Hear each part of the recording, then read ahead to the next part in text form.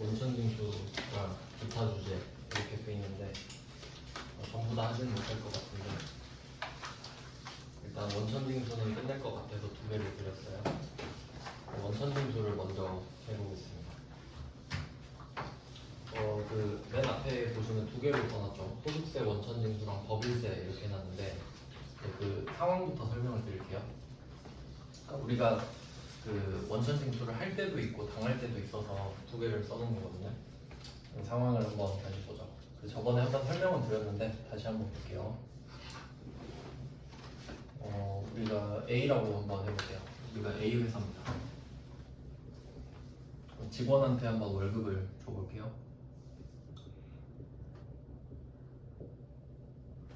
그러면 직원한테 돈을 주면 회사는 이 직원한테 준 돈을 비용 처리를 하게 되고요.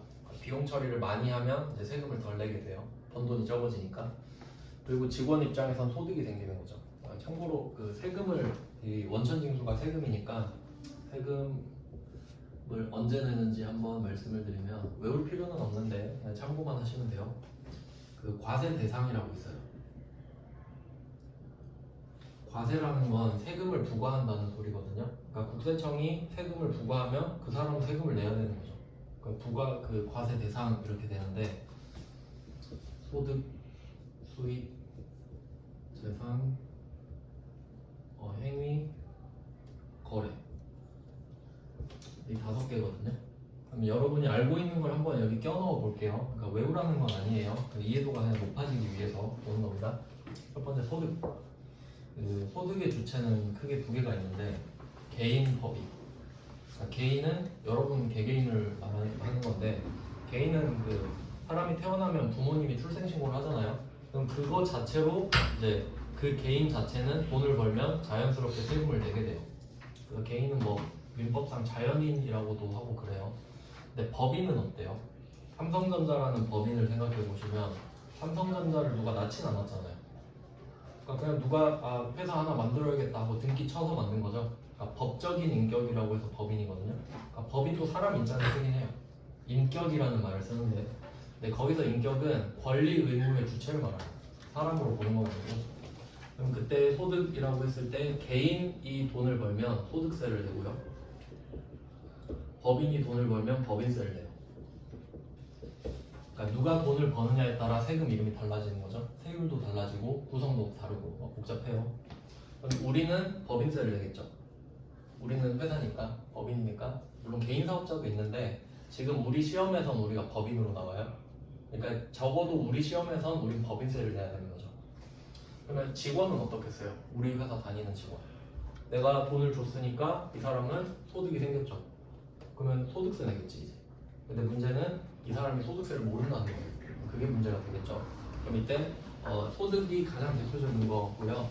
그 다음에 수익 같은 경우는 아마 증여세 정도 해당될 것 같아요. 증여세 들어보셨나요? 부모님이 살아 계실 때 자식한테 뭘 줬다. 그럼 그걸 증여라고 하거든요. 주는 거, 증정하고 수여하고 그런 거. 그럼 받는 사람 수증자가 세금 내고 그런 거. 수익이 생겼어요. 그러니까 소득은 아니잖아요. 받은 게 그런 느낌인데. 그다음에 재산은 재산세도 있고 종합부동산세라는 것도 있죠. 종부세라든지 그렇게요. 적으실 필요는 없어요. 그냥 참고예요, 참고. 그다음에 행위는 취득세. 취득하는 행위. 그럼 자동차를 넌 취득했으니까 취득세네. 그러니까 그냥 가식은 내게 뜯어가겠다는 소리죠. 그다음에 거래. 이게 또 중요한데 부가가치세. 여러분 물건 사면 부가가치세 부담하거든요. 거래했으니까. 부가가치세, 개별 소비세도 있고요.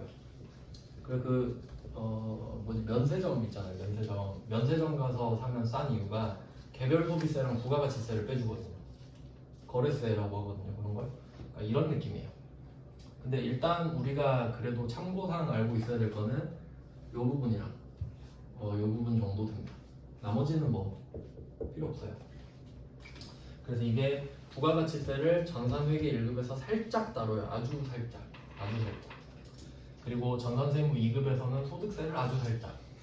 그리고 전산세무 1급에서는 법인세를 좀 살짝 이런 느낌이에요. 그러니까 급수를 높여갈수록 세법이 하나씩 추가되는 거죠. 우리는 일단 재무회계가 우선이고 거기에 부가세 살짝 이렇게 되는 거예요. 그럼 어쨌든 지금은 이 직원 입장에선 소득세를 내야 되잖아요. 소득세. 근데 저도 세법 배우기 전에 당연한 말인데 세법 배우기 전에 세법 모르잖아요. 당연하죠. 근데 전부 다 모든 직원이 세법 공부해요? 그럴 리 없잖아요. 그러니까 회사 너가 소득세 공부한 인사팀 직원을 뽑아 이렇게 되는 거죠. 그리고 얘네들 세금 다 계산해서 주지 마 이렇게 되는 거죠. 그럼 이 사람이 내야 될 세금 있죠. 그걸 안 줘버려. 안 주는 거죠. 그 원천징수라고 그러죠. 그래서 이 밑에 국세청이 보고 있는데 이 비직원이 원래 월급 받으면 내야 될 금액 뭐 구체적으로 한번 해볼까요? 대충 뭐 300이라고 하면 한 뭐 250? 뭐 이 정도로 해보고요. 사람마다 다른데 250만 줘버리는 거예요. 세후. 이 사람 세금이 50이라고 했을 때 그럼 50을 국세청에 바로 쏴버리는 게 원천징수가 되는 거죠. 그러니까 국세청이 직원을 못 믿는 거라고 말씀드렸죠. 그러니까 얘는 세법을 알 리가 없어. 니네가 계산해서 빼서 갖고 있는 다음에 나한테 다음 달 10일까지 줘. 이게 원천징수의 기본입니다. 그러니까 소득세 원천징수라고 써놓은 거죠. 1번에. 직원의 소득세를 내가 원천징수하니까. 그러니까 이 상황을 잘 이해하셔야 돼요. 그러니까 또 이런 게 있어요. 원천징수를 한다라는 말은 전제 자체가 내가 돈을 준다예요. 내가 돈을 주니까 원천징수를 하지. 받는데 원천징수를 할 수는 없잖아요. 그러니까 이런 식으로 흐름을 이해해 주시고, 그다음에 2번은 법인세라고 돼 있죠. 법인세. 자, 왜냐면 우리는 법인이라고 보고 있잖아요. 아 맞다. 자료 법인인데 우리가 번 돈은 법인세를 낼 거 아닙니까? 그럼 또 내가 원천징수 당할 수도 있잖아요. 그러니까 2번은 그냥 법인세라고만 해놓은 이유가 내가 원천징수를 당하면 피원천징수라고 할 수 있거든. 당하는 거니까. 그건 쓰진 않았어요. 그냥 2번은 내가 내는 법인세, 1번은 직원이 내야 될 소득세를 내가 원천징수 이런 거예요. 그러니까 1번은 직원 거 소득세 원천징수, 2번은 우리 회사 법인세. 이 정도로 그냥 뭐 좀 주석을 달아놓으시면 될 것 같아요. 그래서 두 개를 써놓은 겁니다. 대충 뭐 흐름은 아시겠죠?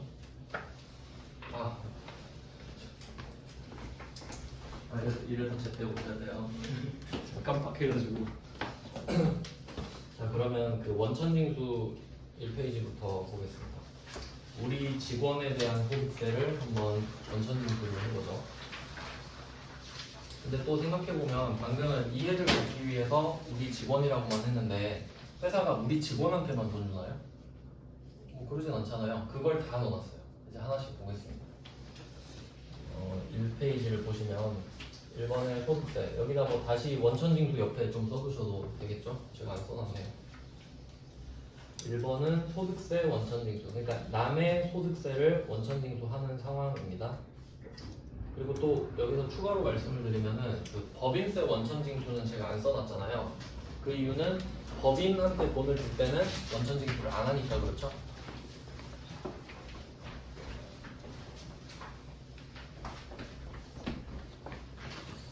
네, 그럼 1번부터 보겠습니다. 1페이지에 01번. 이거 앞에서 했던 문제예요. 보시면 개인으로부터 차입한 부채에 대한 이자 비용 있죠? 개인이 중요하죠. 개인 표시하시고요. 개인. 그러니까 법인이면 원천징수 안 한다 그랬잖아요. 근데 개인이니까 국세청이 똑같죠. 니네 직원이든. 그러니까 지금 우리가 개인한테 돈 빌렸잖아요. 그러면 이자 줘야 되죠. 그럼 어쨌든 돈 줘야 되는 거 맞죠? 그럼 직원 월급 주는 거랑 방향은 같은 거예요. 상황은 달라도. 그러니까 좀 크게 보셔야 돼요. 내가 개인한테 돈을 주고 있구나 이렇게 생각하셔야 돼요. 그럼 원천징수를 해야 되는데 이때는 원천징수세액이 27.5%였었죠. 원천징수세액 13만 7,500원에다가 참고로 그냥 27.5%안 써두셔도 상관은 없어요. 어차피 말을 해줄 거기 때문에. 참고로 세율을 알려드린 거고요. 이건 앞에서 뭐 차입금 파트에서 했었으니까 참고하시고. 그러니까 이게 그 퍼센트로 치면 그 수정 후가 답인데 수정 후에 이자 비용 50만 원이 100%겠죠. 100%인데 그 옆에 예수금 13만 7,500원이 원천징수 세액인 거거든요. 이게 27.5%가 되는 거고 나머지 보통 예금은 나머지 퍼센트가 되겠죠. 뭐 이런 느낌입니다. 그럼 이제 2번으로 넘어가 볼게요. 2번과 3번은 연결해도 돼요. 2번, 3번은 연결되는 상황이거든요. 그리고 또 표시하셔야 될 게 2번에서는 그 이익준비금 설정을 결정하였다. 마지막에 결정하였다 해서 결정만 표시하고요. 결정이랑 하나 더 현금 배당도 표시할게요. 그래서 02번은 현금 배당 결정. 그 다음에 03번으로 내려가시면 지급 표시할게요. 지급. 그러니까 회사가 그 투자받은 사람들한테 고마우니까 배당금 나눠주는 상황이에요. 근데 사실 우리가 해야 될 건 3번밖에 없거든요. 3번만 하면 돼요. 근데 2번을 알아야 3번을 할 수 있기 때문에 그 연결해 놓은 거예요. 그냥. 그러니까 2번은 우리 시험 범위는 아니에요. 근데 2번을 알아야 3번을 할 수 있으니까 넣어놨다. 참고하시면 돼요. 그러니까 이게 어떤 느낌이냐면 그 2번에 차변을 보시면 2번의 왼쪽 보시면 뭐 2월 이익잉여금, 미처분 이익잉여금 써 있잖아요. 여기서는 이익을 알아야 돼. 이익을 하나만 표시해 두시고 요거는 또 그래도 어차피 나중에 할 거니까 한 번 더 설명을 드릴게요.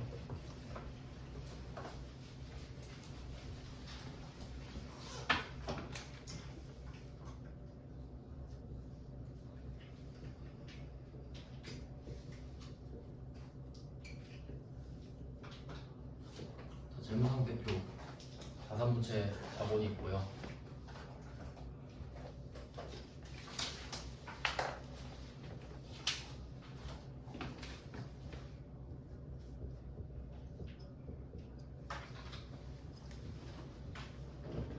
손익계산서가 있습니다. 그럼 이때 재무상태표는 회사를 처음 만드는 순간부터 지금까지 계속 데이터가 쌓이는 상황이고 손익계산서는 1년짜리라고 말씀드렸죠. 1년마다 초기화됩니다. 1년 모아서 이익 만들고 얘를 자본으로 집어넣어서 자본은 커지고 얘는 없어지고 1월 1일부터 다시 모으고 계속 반복. 그럼 이 상태에서 이 이익 있잖아요. 이익. 그럼 이 이익은 수익에서 비용을 뺐다는 소리죠. 근데 결과적으로 자본이 되잖아요. 그러니까 지금 얘 이쪽 이익잉여금 이쪽으로 넘어오면 이익잉여금이 돼요. 개념을 한번 생각해 보세요. 이익은 발생하는 거죠. 그럼 얘는 1년 동안 발생한 이익을 말을 하는 거죠. 근데 얘가 자본으로 들어가면 작년 것도 있고 재작년 것도 있고 쌓여 있을 거 아니에요. 그러니까 걔는 이제 이익잉여금이 되는 거죠. 즉 이익은 자본이 되는 거예요. 맞죠? 그럼 내가 번 돈이 많으면 이익잉여금이 많을 거 아닙니까? 그러면 내가 번 돈이 많이 있네 배당을 좀 해줘 볼까? 이렇게 될 수 있죠. 그러면 이 차변에 미처분 이익잉여금은 자본 마이너스입니다. 자본 마이너스. 그러니까 자본이 오른쪽에 쌓여 있으니까 얘가 왼쪽으로 가면 자본이 없어지는 거죠. 그래서 자본 마이너스. 그냥 이 정도만 아시면 돼요. 그냥 내가 번 돈을 나눠주는구나. 근데 여러분이 지금 뭐 아실 필요는 없지만 그래도 참고로 말씀드리면 01번 있죠. 1번. 1번은 돈 빌리고 이자 주는 거죠. 이자 비용은 비용 플러스인 거 아시죠? 1번의 비용은 이자 플러스. 그 차이를 한번 생각해 보세요. 이자는 수익과 비용이 만들어지는 과정에서 비용이에요. 이자는. 그러니까 이 이자를 주는 것 자체가 비용인 거야. 그러면 이익 자체를 줄여버리겠죠. 근데 배당은 그게 아니고 수익에서 비용을 다 뺀 다음에 이익을 갖고 왔는데 거기서 빼는 거예요. 그러니까 배당은 비용이 아닌 거예요. 내 자본을 빼서 주는 거지. 그게 그거 같을 수는 있는데 하여튼 달라요. 그래서 그러니까 채권자한테 주는 건 어쩔 수 없지 이런 느낌이고 주주들한테는 제가 번 돈을 나눠드리겠습니다 이런 느낌인 거예요. 뭐 그냥 참고하세요. 그러니까 배당이 비용이 아닌 이유를 설명드린 거예요. 배당 돈 주니까 비용 아니냐 그럴 수는 없습니다. 자 그리고 대변에 보시면 미지급 배당금만 볼게요. 미지급 배당금 그 중간에 배당 가리면 미지급금이죠. 이름이 딱 부채 냄새 나잖아요. 돈을 줘야 되는데 아직 안 줬다. 그래서 부채 플러스라고 적어두시면 돼요. 미지급 배당금 부채 플러스. 이익준비금은 지금 뭐 안 해도 됩니다. 시험 범위가 아니어서. 그러면 이 두 개 가지고만 보면은 내가 500을 주기로 결정하는 거죠. 결정. 이거 주주총회에서 하는 거거든요. 너네한테 500 드릴게요 라고 말을 뱉는 순간 500을 줘야 될 의무가 생기죠. 그러니까 부채 500이 생기는 거거든요. 근데 그게 비용이 아니라 내 자본 깨서 주는 거라고. 그런 느낌입니다. 그래서 자본 줄이고 부채 늘어나. 이런 느낌이죠. 그러면 지금은 결정만 한 거니까 3번에서 지급을 해야겠죠. 그러니까 이 3번은 결정된 내용을 지급한 거예요. 흐름 이해되시죠? 그래서 결정과 지급을 연결해 두시면 됩니다. 지금은 이해가 안 되실 수 있는데 그냥 흐름이 그런가 보구나 정도만. 뭐 주주총회 막 나오잖아요. 알려드릴 수는 있는데 네, 뭐 그러면 네, 진도를 못 나가서. 그리고 이제 내용을 보시면 중간 배당금 뭐 어쩌고 저쩌고 하죠. 그럼 미지급 배당금이 차변에 있잖아요. 이건 부채 마이너스가 되겠죠. 그러면 부채가 줄어들면서 내 돈이 진짜 나갈 거 아닙니까? 그래서 미지급 배당금 3번의 차변의 미지급 배당금은 부채 마이너스라고 써주시고 대변의 보통예금은 자산 마이너스죠.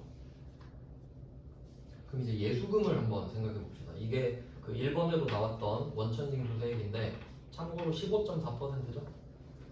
15.4%. 배당은 15.4%입니다. 그럼 이거 보면서 이 생각하시는 거죠. 내가 만약에 배당을 받으면 15.4%는 빠지고 들어오겠구나. 이거 실제 이야기예요. 이자를 받아도 그렇고요. 그러니까 여러분이 이걸 어떻게 써먹는 거냐면 나중에 막 그 적금 들 때 이자율 몇 퍼센트 하잖아요. 그러니까 대충 한번 계산해 볼까요? 내가 1억을 넣었어. 근데 얘네들이 하는 말이 1년 넣으면 5% 준대. 그럼 500 주겠구나 이건 이제 바보고 우리는 여기다가 얘네들이 15.4%를 빼갈 거니까 이렇게 계산하시는 거죠.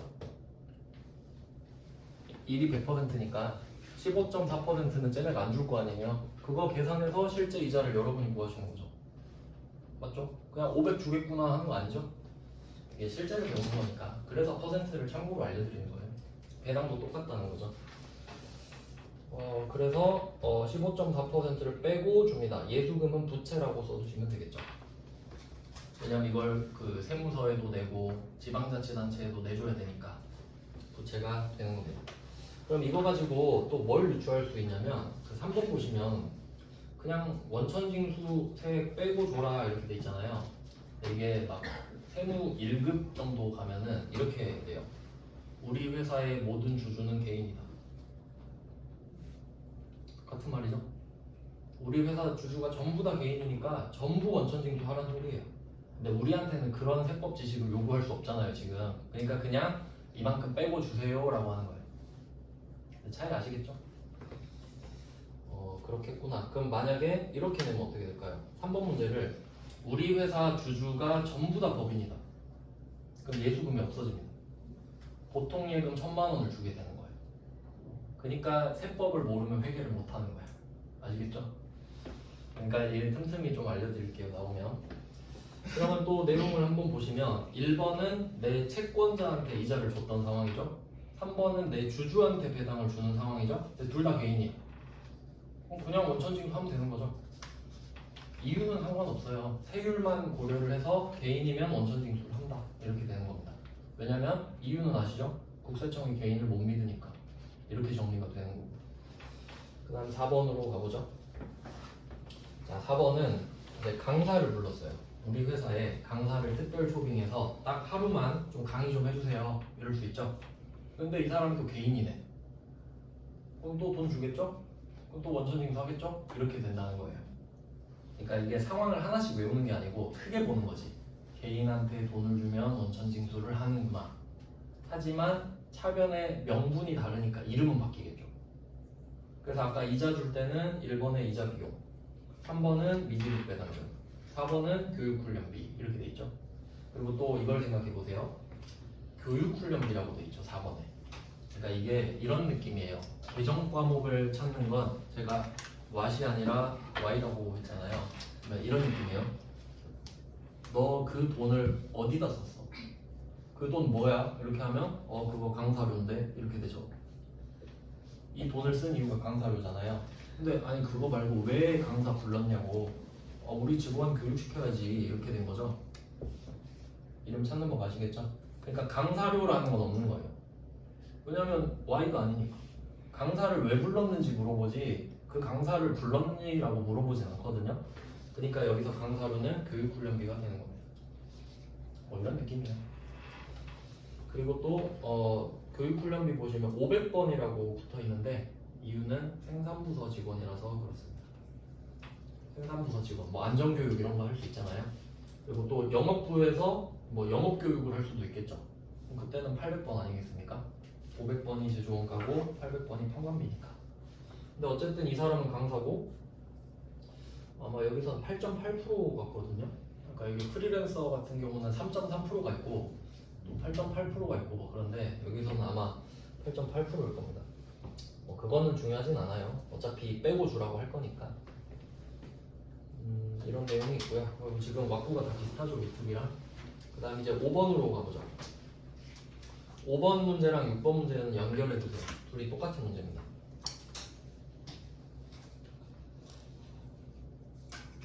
자, 그리고 5번을 볼게요. 5번 영업부서에서 홍보물을 배포하기 위해서 고용한 일용직 근로자가 나옵니다. 자, 일용직 근로자 표시할게요.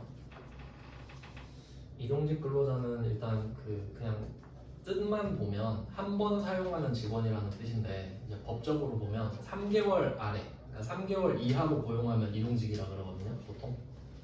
근데 뭐 상관없고 우리 직원은 아니죠. 그러니까 잠시 쓰는 사람이죠, 잠시. 그래도 개인 아닙니까? 원천징수 해야 되죠. 근데 이 문제는 보시면 05번에 보시면 일용직 근로자면 법인일 리가 없잖아요. 개인인데 원천징수가 없죠. 자, 여기서 배경 지식을 하나 알려드릴게요. 자, 소득세법 지금 우리가 다루고 있죠. 배우진 않고 소득세법을 다루고 있죠. 왜냐면 저 사람이 소득세를 내야 되는데 내가 그걸 내서 줘야 되니까. 그럼 이 소득세법에서는 그 일용직 근로자 있잖아요. 일용직 근로자는 일반적으로 하루마다 일당을 받거든요. 그러니까 월급이 아니고 일당으로 받는 책인데 그래서 이 사람들은 일일 15만원 비과세예요. 이걸 참고로 적어두세요. 막 물어보진 않는데 알아서 나쁠 건 없잖아요. 그러면 일용직 근로자는 일당을 받을 때 15만원까지는 비과세를 해줘 버립니다. 파격적인 혜택이에요. 그러니까 너 고용 상태도 안 좋은 것 같은데 세금이라도 덜 받을게 이런 거예요. 그러니까 국가가 세금을 포기하는 겁니다. 그리고 금액을 한번 보세요. 얼마 줬나? 12만 원이죠. 그럼 이건 알아야 풀 수 있는 거네. 하지만 몰라도 상관은 없죠. 원천징수 하라고 안 했으니까. 그러니까 이게 그 수준인 거예요. 회계 1급에서 아무 말도 안 해 그냥. 안 하면 말을 안 해버려요. 근데 세무 1급 같은 경우는 그냥 이렇게 딱 낼 거예요. 그럼 15만 원 아래네 안 해야겠다 이렇게 되는 거죠. 근데 만약에 16만 원 줬다. 그럼 몇백 원 원천징수 하거든요. 엄청 피곤해지는 거지. 근데 알고 있으면 마음은 더 편해지죠. 아 원래 해야 되는데 이 상황은 안 하는구나. 예외가 되는 거니까. 그러니까 세법 지식이 필요한 거예요. 회계할 때도. 그래서 원래 예수금이 있는데 특이하게 없는 거죠. 이렇게 보셔야 되고요. 그 다음에 6번 연결한 이유가 있습니다. 자, 6번 문제도 일용직 직원 나왔죠. 일용직 직원 같은 말인데 자, 일당 42만 원을 현금으로 지급했다 이렇게 돼 있어요. 이거 15만 원 넘는데? 라고 되죠? 근데 두 번째 줄을 보세요. 원천징수액은 발생하지 않는 것으로 가정한다. 이거 표시하셔야겠죠, 이거. 이 말 없으면 답이 바뀌어버리죠? 네, 회계 1급은 이렇게 내잖아요. 그럼 세무 1급은 어떻게 되냐면 저는 이렇게 될 것 같아요. 제가 출제자면 일용직 직원 3명에게 14만원씩 지급했다. 그럼 답이 똑같아지죠. 그게 세무 1급이고 이건 회계 1급인 거예요. 답은 똑같은데 문제를 바꾸는 거예요. 그래서 나쁠 건 없죠. 참고사항으로 알고 계세요. 그러니까 만약에 제가 노가다 뛰러 가서 11만원 받잖아요. 만원 빼고 10만원 받으면 그냥 다 받는 거예요. 10만원. 근데 그쪽도 비용 처리가 가능해요. 합법이니까. 그런 느낌입니다. 그래서 그게 그거. 이름은 잡급이죠. 잡급. 우리 직원 줄 때는 급여고 일용직 직원은 잡급. 그리고 영업부니까 800번. 판관비죠. 판관비는 800번, 500번은 제조비용 이렇게 됩니다. 어려운 내용은 아니죠. 그냥 작급 물어보는 거예요. 작급.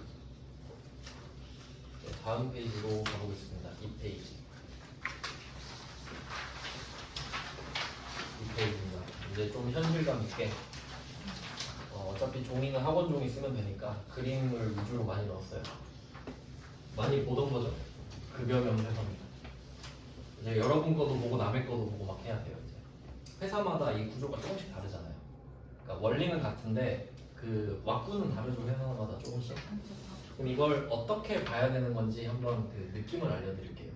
그러니까 회사마다 회계 부서가 있고 경리부가 있고 또 인사팀에서 소득세 원천징수 하잖아요. 그 둘이 어떻게 다른 거냐면 회계팀은 이 급여명세서를 어떻게 보냐면 그 7번으로 볼게요. 7번 그림 왼쪽에 급여계 보이시죠? 급여계 이거 하나 표시해놓을게요. 490 이게 세전입니다. 세전 그리고 그 옆에 가보시면 공제합계 돼 있죠. 공제 여기서 중요한 단어가 하나 나옵니다. 공제 많이 들어보셨죠? 공제 뜻 아세요? 빼다. 근데 혹시 그 오해하실까봐 제가 귀를 이제 잘 들어야 된다 했죠. 공제는 빼다인데 혹시 그렇게 생각하시는 분들도 있을 거예요. 그러니까 그 단어에는 의미가 있잖아요. 그러니까 좋다 나쁘다 이런 거 있죠. 좋다 나쁘다 그런 의미가 없는 중립적인 단어거든요. 그러니까 한번 예를 들어볼게요. 자, 여러분이 월급을 받잖아요. 지금 급여 받죠. 자, 급여는 여러분 입장에서 좋은 거죠. 급여 좋은 거죠. 플러스예요. 근데 급여를 주면서 아 맞다 공제할 게 있는데 기분 어때요? 안 좋죠. 좋은 거에서 뺐으니까. 이해되시죠? 그럼 이때 공제는 나쁜 거네. 좋은 거에서 뺐으니까. 자 이번엔 여러분이 세금 냅니다. 세금. 자 세액 얼마입니다 라고 말을 했어요. 세금은 여러분한테 안 좋은 거죠. 나쁜 놈이죠 이거. 그러면 세액을 딱 야 너 세금 내 했는데 아 맞다 공제해 줄 게 있네. 그럼 어때요? 좋아져 기분이. 무슨 뜻인지 아시겠어요? 공제 자체에는 의미가 없어요. 공제는 그냥 빼는 거니까. 근데 무엇에서 빼느냐가 중요한 거예요. 아시겠죠? 막 이걸로 막 공제는 나빠 이러고 있으면 안 돼요. 공제는 중립이다. 그럼 지금은 우리 입장에서는 월급을 빼먹는 거니까 안 좋은 거네. 그럼 그게 뭘까? 원천징수죠. 그럼 여기서 공제는 원천징수겠네? 월급에서 빼고 주니까. 그럼 공제 합계는 우리가 흔히 말하는 세금. 근데 정확히 말하면 4대 보험도 포함되니까 세금 등 해야 맞겠죠. 공제 합계에다가 381080 옆에다 뭐 세금 등이라고 쓰시면 되겠죠. 그럼 여러분은 세전을 꿈꿔요. 490. 하지만 회사가 세금 등을 빼버려요. 그럼 여러분이 받을 수 있는 건 세후 지급 총액이 되겠죠. 이게 회계에서 보는 관점이에요. 그냥 이 사람 비용 490이네. 근데 아 원천징수 했구나. 이건 부채. 나머지 자산이 나가는구나. 이게 회계 부서의 관점. 그냥 총액만 보는 거예요. 총액. 얼마를 줘야 되는데 얼마를 안 줬고 얼마를 줬다. 끝. 근데 인사팀으로 가면요. 이 왼쪽에 기본급 이거 과세다. 세금 걷어야겠다. 식대 자가운전 보조금 비과세다. 여기엔 세금 걷으면 안 돼. 이런 관점이에요. 그러면 과세 비과세를 따지는 거는 과세만 딱 골라내야 그 옆에 막 4대 보험이랑 소득세가 다 나오거든요. 그러니까 과세가 결정돼야 얘네가 결정돼요. 그럼 이 말은 뭐냐면 소득세가 먼저인 거지. 과세 비과세를 먼저 따져야 오른쪽 공제 금액이 나오잖아요. 그래야 원천징수를 할 수 있지. 회계적 관점에서. 그러니까 인사팀에서 데이터를 작성해서 회계부로 넘기겠지. 이런 거 아니겠습니까? 물론 자기들이 할 거예요. 그 정도는. 요즘 팀장급은 자기 거 다 하니까. 그러면 뭐 이런 식으로 정리가 되는 거예요. 그러니까 이게 회계를 배운다라고 하면 딱 이렇게 분개하면 되는 거고, 나중에 세무 2급에선 이 똑같은 자료 가지고 소득세를 배워요. 그럼 관점이 아예 달라지는 거예요. 그때는 비과세 과세 찾는 게임을 하는 거예요. 왜냐면 부서마다 할 일이 다르니까. 근데 회사 전체로 보면 어쨌든 다 해야 되는 거죠. 뭐 그런 식이에요. 그러니까 세법이 우선이다라고 생각하시면 돼요. 세법의 결과를 회계로 적는다. 이렇게 보시면 됩니다. 그래서 이번에는 급여판이라고 돼 있죠. 재무팀이니까 800번, 상관비 490, 비용 플러스라고 하시면 되겠죠. 아까 잡급도 비용이고요. 별말 없으면 다 비용이에요. 뭐 아까 교육훈련비도 비용이고, 잡급도 비용이고, 급여도 비용이고. 그리고 뭐 예수금은 당연히 부채가 되겠고요. 보통예금은 자산 마이너스. 여기 나왔으니까 이거 4대 보험에 대해서 좀 한번 해볼게요.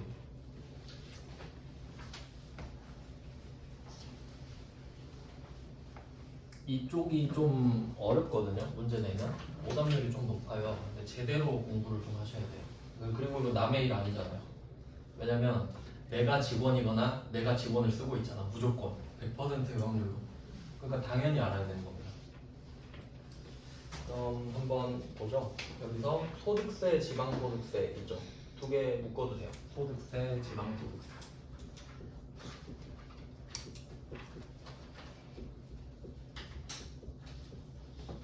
이건 세금이죠. 딱 봐도 세금. 자, 소득세는 세무서, 그러니까 국세청으로 내는 거고요. 참고로 그 소득세가 국세거든요. 국세. 국가에서 세금을 걷어가는 거예요. 그러니까 그 세무서 아시죠? 세무서. 저 앞에 광주 세무서 있고 북광주 세무서 있고 거기가 국세청 딱거리예요.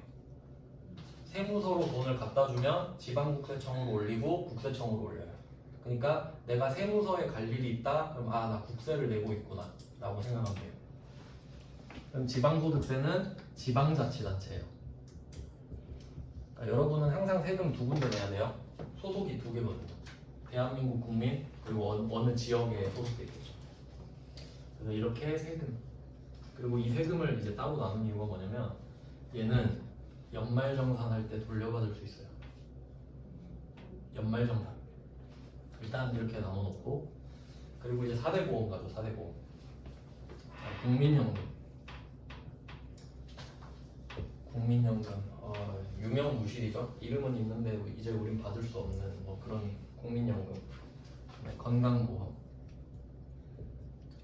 참고로 이게 그 양식에 따라 조금씩 다른데 참고로 좀 적어주세요. 뭐 외울 것까지는 없는데 건강보험 옆에다가 그 장기 요양보험료라고 있어요. 그러니까 여러분한테 이걸 걷어서 이제 노인들 부양해주고 뭐 그런 거예요. 그러니까 국민연금은 이제 미래의 나를 위해 하는 거고 건강보험도 나를 위해 하는 건데 조금 더 내갖고 노인들 좀 챙겨주자 뭐 그런 거죠. 십시일반 이런 거죠.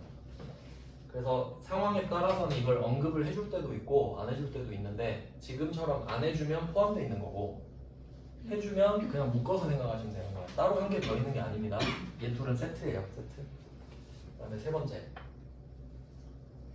세 번째가 고용보험. 고용보험. 이거 실업급여죠. 이것도 십시일반인데 너는 직장 잘 다니고 있으니까 너한테 좀 뜯어서 그 잘린 사람 좀 나눠주자. 이걸로 실업급여 퍼주는 겁니다. 자, 이렇게 됐어요. 근데 4대 보험이잖아요. 3개밖에 없죠. 1개가 없죠. 산재보험이라고 있어요. 산재보험. 이건 회사가 100% 내줍니다. 그러니까 직원한테 뜯진 않아요. 그러니까 이름은 있는데 나한테 요구를 하진 않는 거예요. 회사가 지가 알아서 내니까. 얘는 참고로 알고만 계시면 되겠죠. 왜냐면 여러분이 뜯길 일은 평생 없으니까 회사가 알아서 내주는구나. 그래서 세금 2개, 4대 보험 중에 3개 이걸 뜯어가는 거예요. 그리고 그 참고로 여기 나와 있는 4대 보험 금액이 작지는 않죠. 보니까 뭐 20몇만 원 되죠. 근데 원래 이거 곱하기 2 해야 돼요. 회사가 반을 내죠. 얼마나 배 아프겠습니까? 그러니까 열심히 다니면서 계속 뜯어 드셔야 되죠 이걸. 그러니까 주는 사람은 아깝고 받는 사람은 좋고 이런 거죠. 실제로 이거 그 직장인이 아니면 이거 곱하기 2 한 금액을 내야 돼요. 실제로. 뭐 하여튼 지역가입자로 빠져서 직장인은 직장가입자, 그게 아니면 지역가입자 뭐 이렇게 빠지거든요. 하여튼 뭐 그래요. 그러니까 직원으로서 받을 수 있는 혜택은 크게 2개예요. 첫 번째가 4대 보험 절반씩 계속 내주는 거. 두 번째 퇴직금 주는 거. 이 정도. 그거 보고 다니는 거죠 뭐. 이렇게 하면 이게 4대 보험. 그럼 또 한번 생각해 보세요. 이게 연말정산으로 세금은 제가 돌려받을 수도 있다고 했죠. 무조건 돌려받는 건 아니에요. 받을 수도 있는 거지. 근데 얘네들은 이름 보세요. 보험. 혹시 그 자동차 보험료 돌려받은 적 있나요? 사고 안 났으니까 돌려드릴게요. 그럴 리 없죠. 보험은 그게 아니니까. 보험은 사고 나면 보장해줘서 다행이고 사고 안 나면 안 나서 다행이고 이게 끝이죠. 그러니까 보험료는 안 돌려주지. 그러니까 얘는 절대 못 돌려받는 거, 얘는 돌려받을 수도 있는 거. 그러니까 나눠서 계산을 하는 게 맞는 거죠. 이런 느낌인데 그럼 얘는 또 어떻게 정해지냐면 이건 그냥 참고사항의 상식이에요. 간이세액표라는 게 있어요. 뭐 표가 있겠죠? 이렇게. 그러면 이 위쪽은 뭐 소득표가 있어요. 얼마부터 얼마, 얼마부터 얼마, 그리고 부양가족 몇 명. 이게 쫙 있는데 얼마, 부양가족 몇 명 하면 그 금액 있죠. 그 금액을 그냥 원천징수해요. 뭐 어떻게 맨날 매달 자세히 하겠어요. 그러니까 일단 대충 해요. 그러니까 돌려받을 수 있는 거예요. 왜냐면 월급 줄 때마다 대충 계산했잖아요. 이게 간단하게 쉽게 이 뜻이죠. 그러니까 내가 1년 동안 12번을 이렇게 했지 않습니까? 그럼 적어도 1년에 한 번 정도는 제대로 해야지.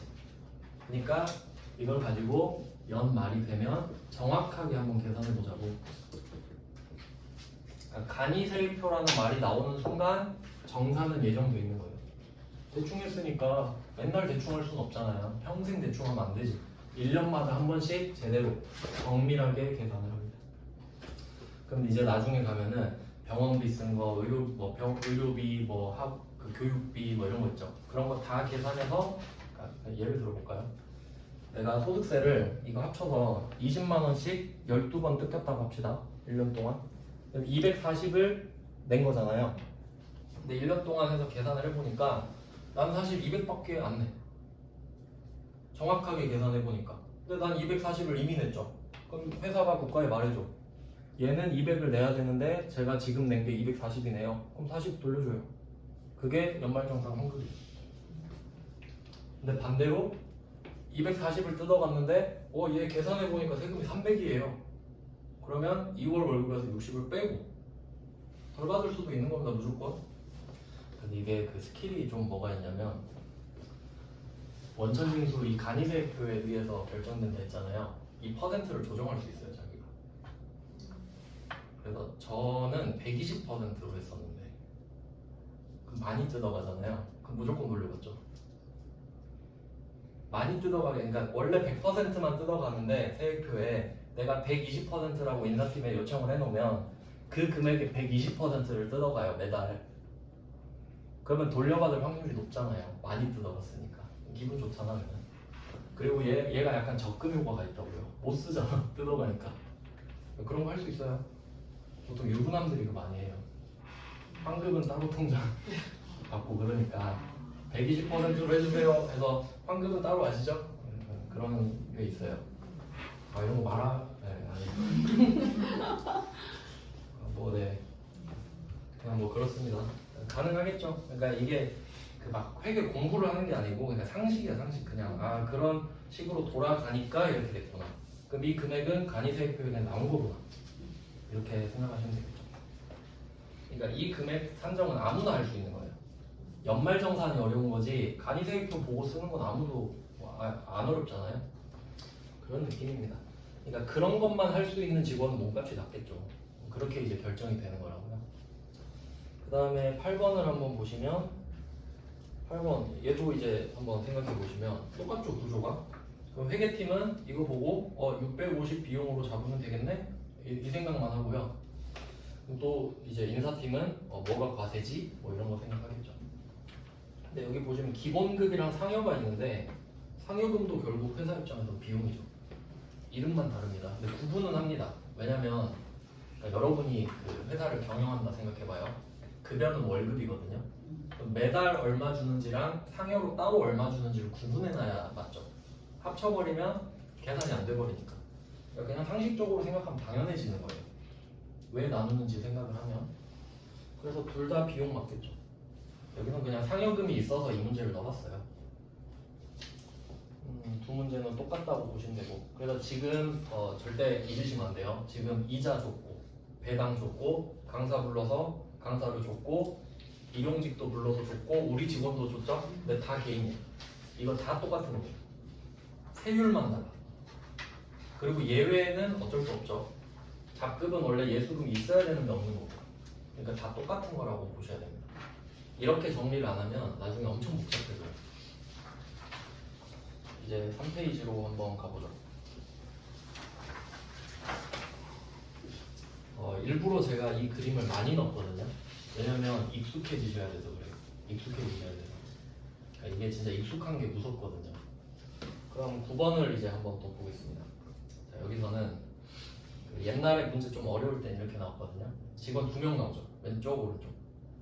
그 이름 옆에 생산부, 영업부 이렇게 하나씩 표시할게요. 부서가 다르죠. 비용 처리도 다르겠네요.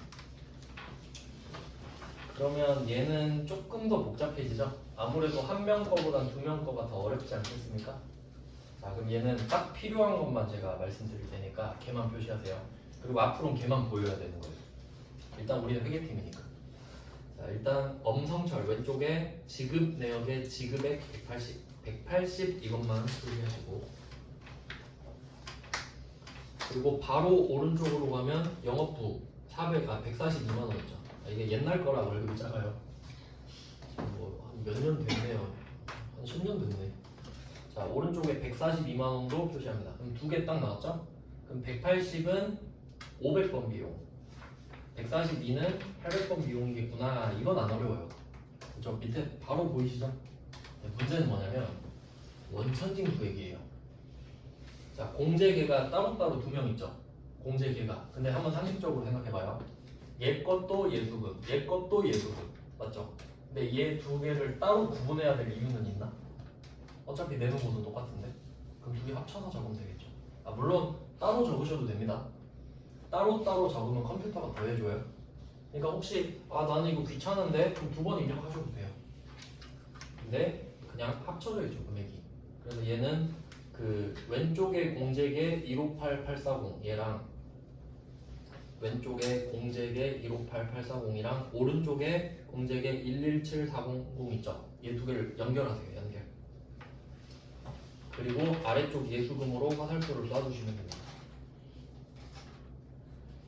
그러니까 이게 성향 차이잖아요. 나는 그냥 더해서 한 번에 쓸래. 그럼 더해서 한 번에 쓰시면 되고, 귀찮다 2번 쓸란다. 절대 둘 다 틀리지 않습니다. 결과가 같기 때문에. 그리고 나머지 지급 총액 2개 연결하시면 되겠죠. 지급 총액, 지급 총액. 어차피 주는 돈도 똑같잖아요. 나가는 돈이니까. 그러니까 여기서 어떤 포인트를 잡아야 되냐면 이 9번 문제에서는 비용은 구분한다, 자산과 부채는 구분하지 않는다 라는 느낌을 받으시면 되는 거죠. 맞죠? 어떤 느낌인지 아시겠죠? 비용은 돈을 쓴 거잖아요. 그럼 어디서 쓴지 밝혀야지. 제조부에서 썼냐, 영업부에서 썼냐, 제품 가격이 달라져 버리죠.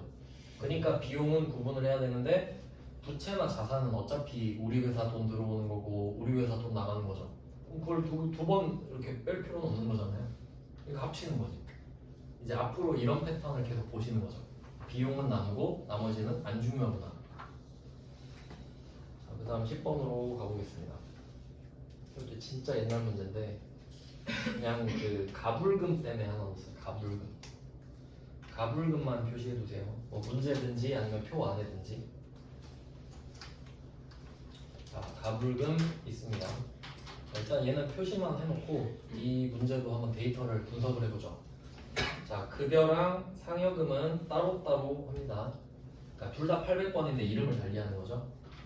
자, 그리고 이제 아까 5개 보셨잖아요. 그러면 국민연금 등 이렇게 써 있는 거 있죠. 국민연금 등. 그럼 이거 보면서 여기 국민연금도 있고 건보료도 있고 고용보험도 있겠구나 라고 생각하시면 되는 거예요. 그 다음에 옆에 소득세, 지방소득세 포함은 세금 2개인 거죠. 왜냐면 5개가 맞아야 되잖아요. 그러면 아까처럼 자세히 설명하는 문제도 있고 지금처럼 대충 하는 문제도 있구나 이렇게 보시면 되는 거죠. 자, 그럼 뭐 나머지는 다 똑같거든요. 근데 가불금 개념을 한번 생각해보죠. 가불금은 그냥 뭐 이런 거죠. 월급날이 안 됐는데 지금 급한 일이 있어서 저 10일치 일한 거 먼저 좀 주시면 안 될까요? 뭐 이런 거잖아요. 그럼 회사는 가불금을 만약에 준다면 어떻게 생각할지 한번 생각해봐요. 회사가 직원한테 가불금을 주면서 이걸 뭐라고 생각할까? 돈을 빌려준다고 생각하죠. 그래, 일단 빌려줄게 이렇게 말을 하겠죠. 그러면 우리가 지금 회사니까 이때 밑에 딱 보시면 임직원 등 당기채권 이렇게 돼 있죠.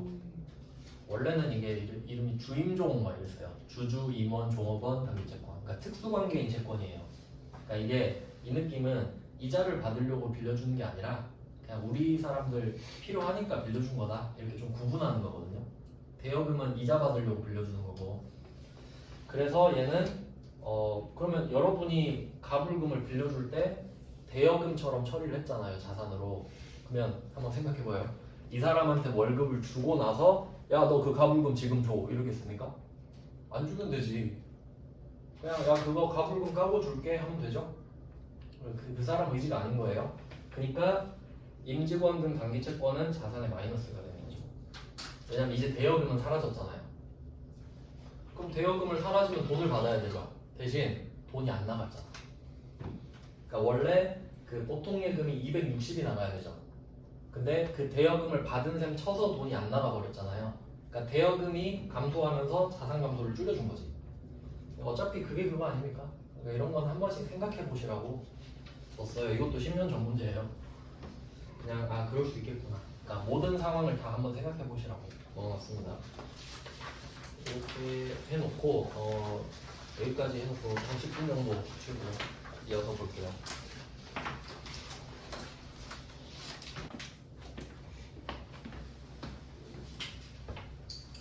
이제 4페이지를 보겠습니다. 방금까지 한 거는 개인한테 돈을 주면서 그 나한테 돈을 받는 개인에 대한 소득세를 원천징수한 거였어요. 그럼 이제 내줘야겠죠. 걷기만 하면 안 되니까 원천징수한 건 참고로 무조건 다음 달 10일까지 됩니다. 다음 달 10일. 그러면 원천징수를 했다는 전제하에 이제 납부를 한번 해볼게요. 납부. 그러면 그 전에 그 방금 직원한테 월급 주면서 했던 분기를 하나 써놓고 진행을 하겠습니다. 그러면 여기서 중요한 거는 이 예수금이 대변에 부채로 쌓여 있다는 거죠. 그러니까 어차피 내야 되니까 부채가 되는 겁니다.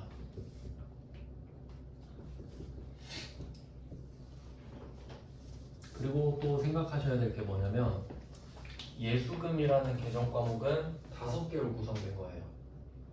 소득세, 지방소득세, 그리고 4대 보험 중에 3개. 그러니까 이름만 예수금이지 그러니까 원래 저교에다 다 써야 돼요. 근데 일단 우리는 크게만 보니까 여기에 5개가 있다. 이게 포인트예요. 5개. 이게 포인트입니다. 예수금이 대변에 부채로 쌓여 있는데 5개를 내줘야 되는구나. 그러니까 실제로 내야 되는 곳은 3곳이에요. 3곳. 그 세무서에도 내고 그 지방자치단체에도 내고 그리고 그 4대 보험 3개는 그냥 국민연금공단에 한 번에 내면 되거든요. 그러니까 어쨌든 그것도 번거로워. 3군데 내야 되니까. 그래서 일단 이걸 쌓아놓고 하나씩 납부를 해보겠습니다. 그러니까 왜냐하면 그 내야 되는 곳이 다 다르니까 회계처리를 다 따로 해야 되거든요. 그럼 한번 4페이지를 보시죠. 4페이지의 11번부터 보겠습니다. 여기서부터는 키워드를 잘 표시하셔야 돼요. 키워드. 자, 11번을 보시면 근로소득세랑 지방소득세 2개만 딱 표시하세요. 이거 예수금에 포함되어 있는 거 맞죠? 5개 중에 2개입니다. 그리고 날짜도 그냥 참고로 한번 봐보세요. 7월 10일이죠. 그럼 이거 6월에 받았던 거네. 맞죠? 그럼 이걸 보통예금계좌에서 이체하여 납부하였다. 그럼 생각할 게 뭐냐면 아까 5개 있었죠. 5개. 그 중에 직원 부담률을 구할 거예요. 직원 부담률. 그럼 잠깐 그림 보면서 하는 게 낫겠죠. 잠깐 한 페이지로 가볼까요? 한 페이지에도 있으니까 그림이.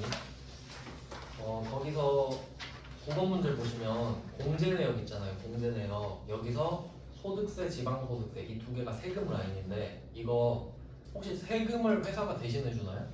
그럴 리 없죠. 그럼 세금은 직원이 100% 부담하는 거 맞죠? 그러면 소득세, 지방소득세 옆에다가 직원 부담 100%라고 써봅시다. 소득세, 지방소득세 묶어서 직원 부담 100%. 그럼 이게 무슨 말인지 한번 생각해 볼게요. 네가 어차피 다 내야 되잖아 이거. 그러니까 다 삥 뜯어서 다 내줄게. 그럼 이 말은 회사는 정말 걷어서 내주기만 하면 된다는 소리고 회사 돈은 하나도 안 들어가죠.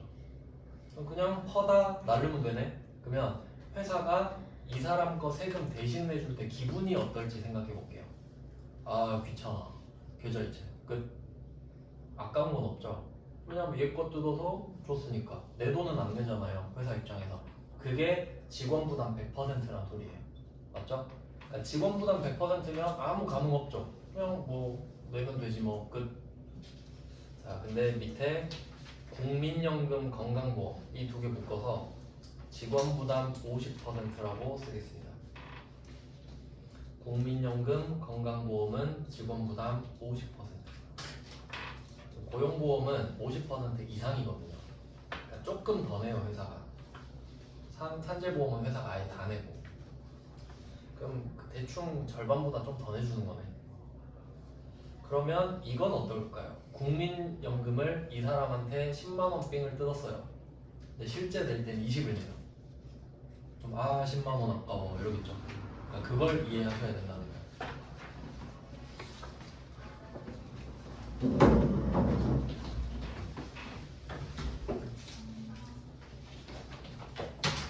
그러니까 당연히 회계 처리 방법이 달라지겠죠. 직원 부담이 100%면 그냥 내면 되지 뭐 이거고, 나머지 4대 보험 낼 때는 내 돈도 내야 되네 이렇게 되는 거예요.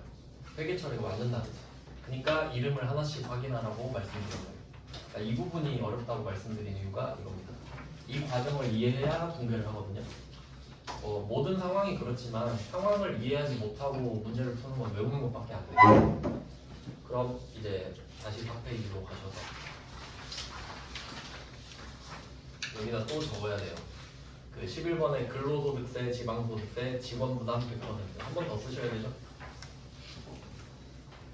직원부담 100%니까 회계 처리가 깔끔하죠. 그냥 주면 끝이니까. 네 돈 그냥 대신 내주는 거다. 그럼 이 22,000원은 직원 돈이죠 사실. 안 아깝잖아요. 그럼 내면 돼. 그럼 예수금은 부채 마이너스. 그러니까 당연히 여기에 쌓여있던 걸 내는 거니까 자리는 예수금의 감소가 되겠죠. 금액은 상관없고 자리는 정해져 있는 거예요. 그래서 부채 마이너스라고 쓰시면 되겠죠.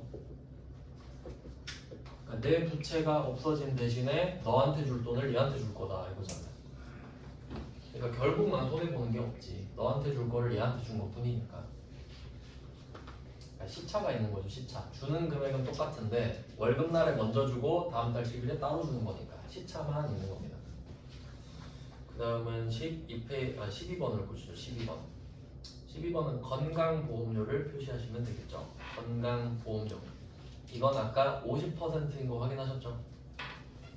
그러면 회사가 내면서 내 돈도 내야겠네 이러겠죠.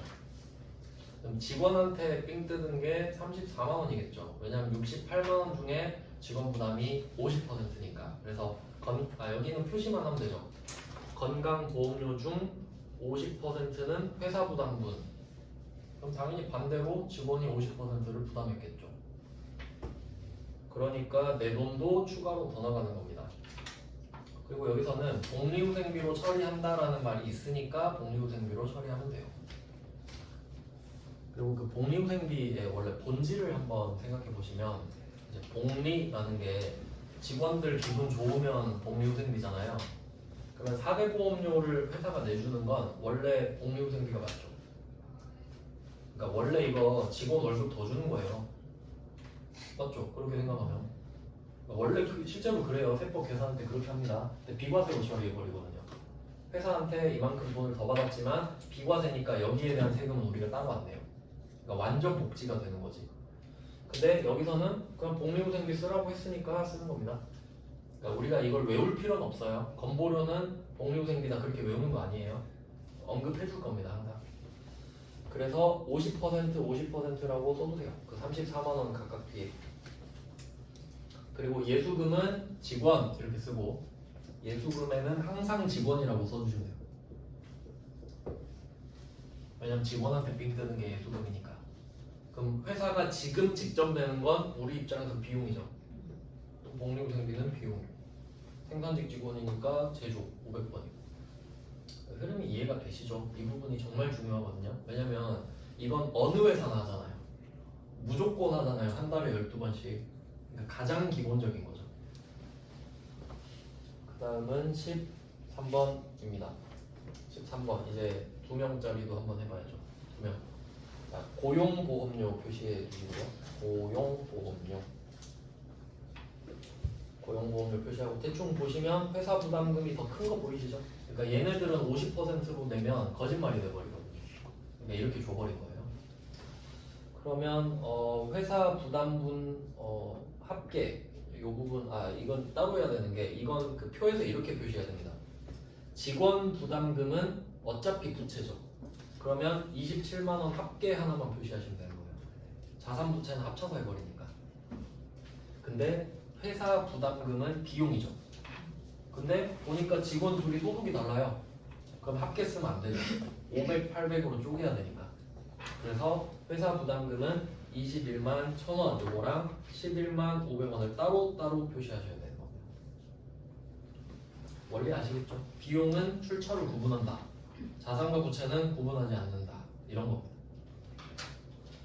그래서 뭐 대충 이 정도밖에 없지 않겠습니까?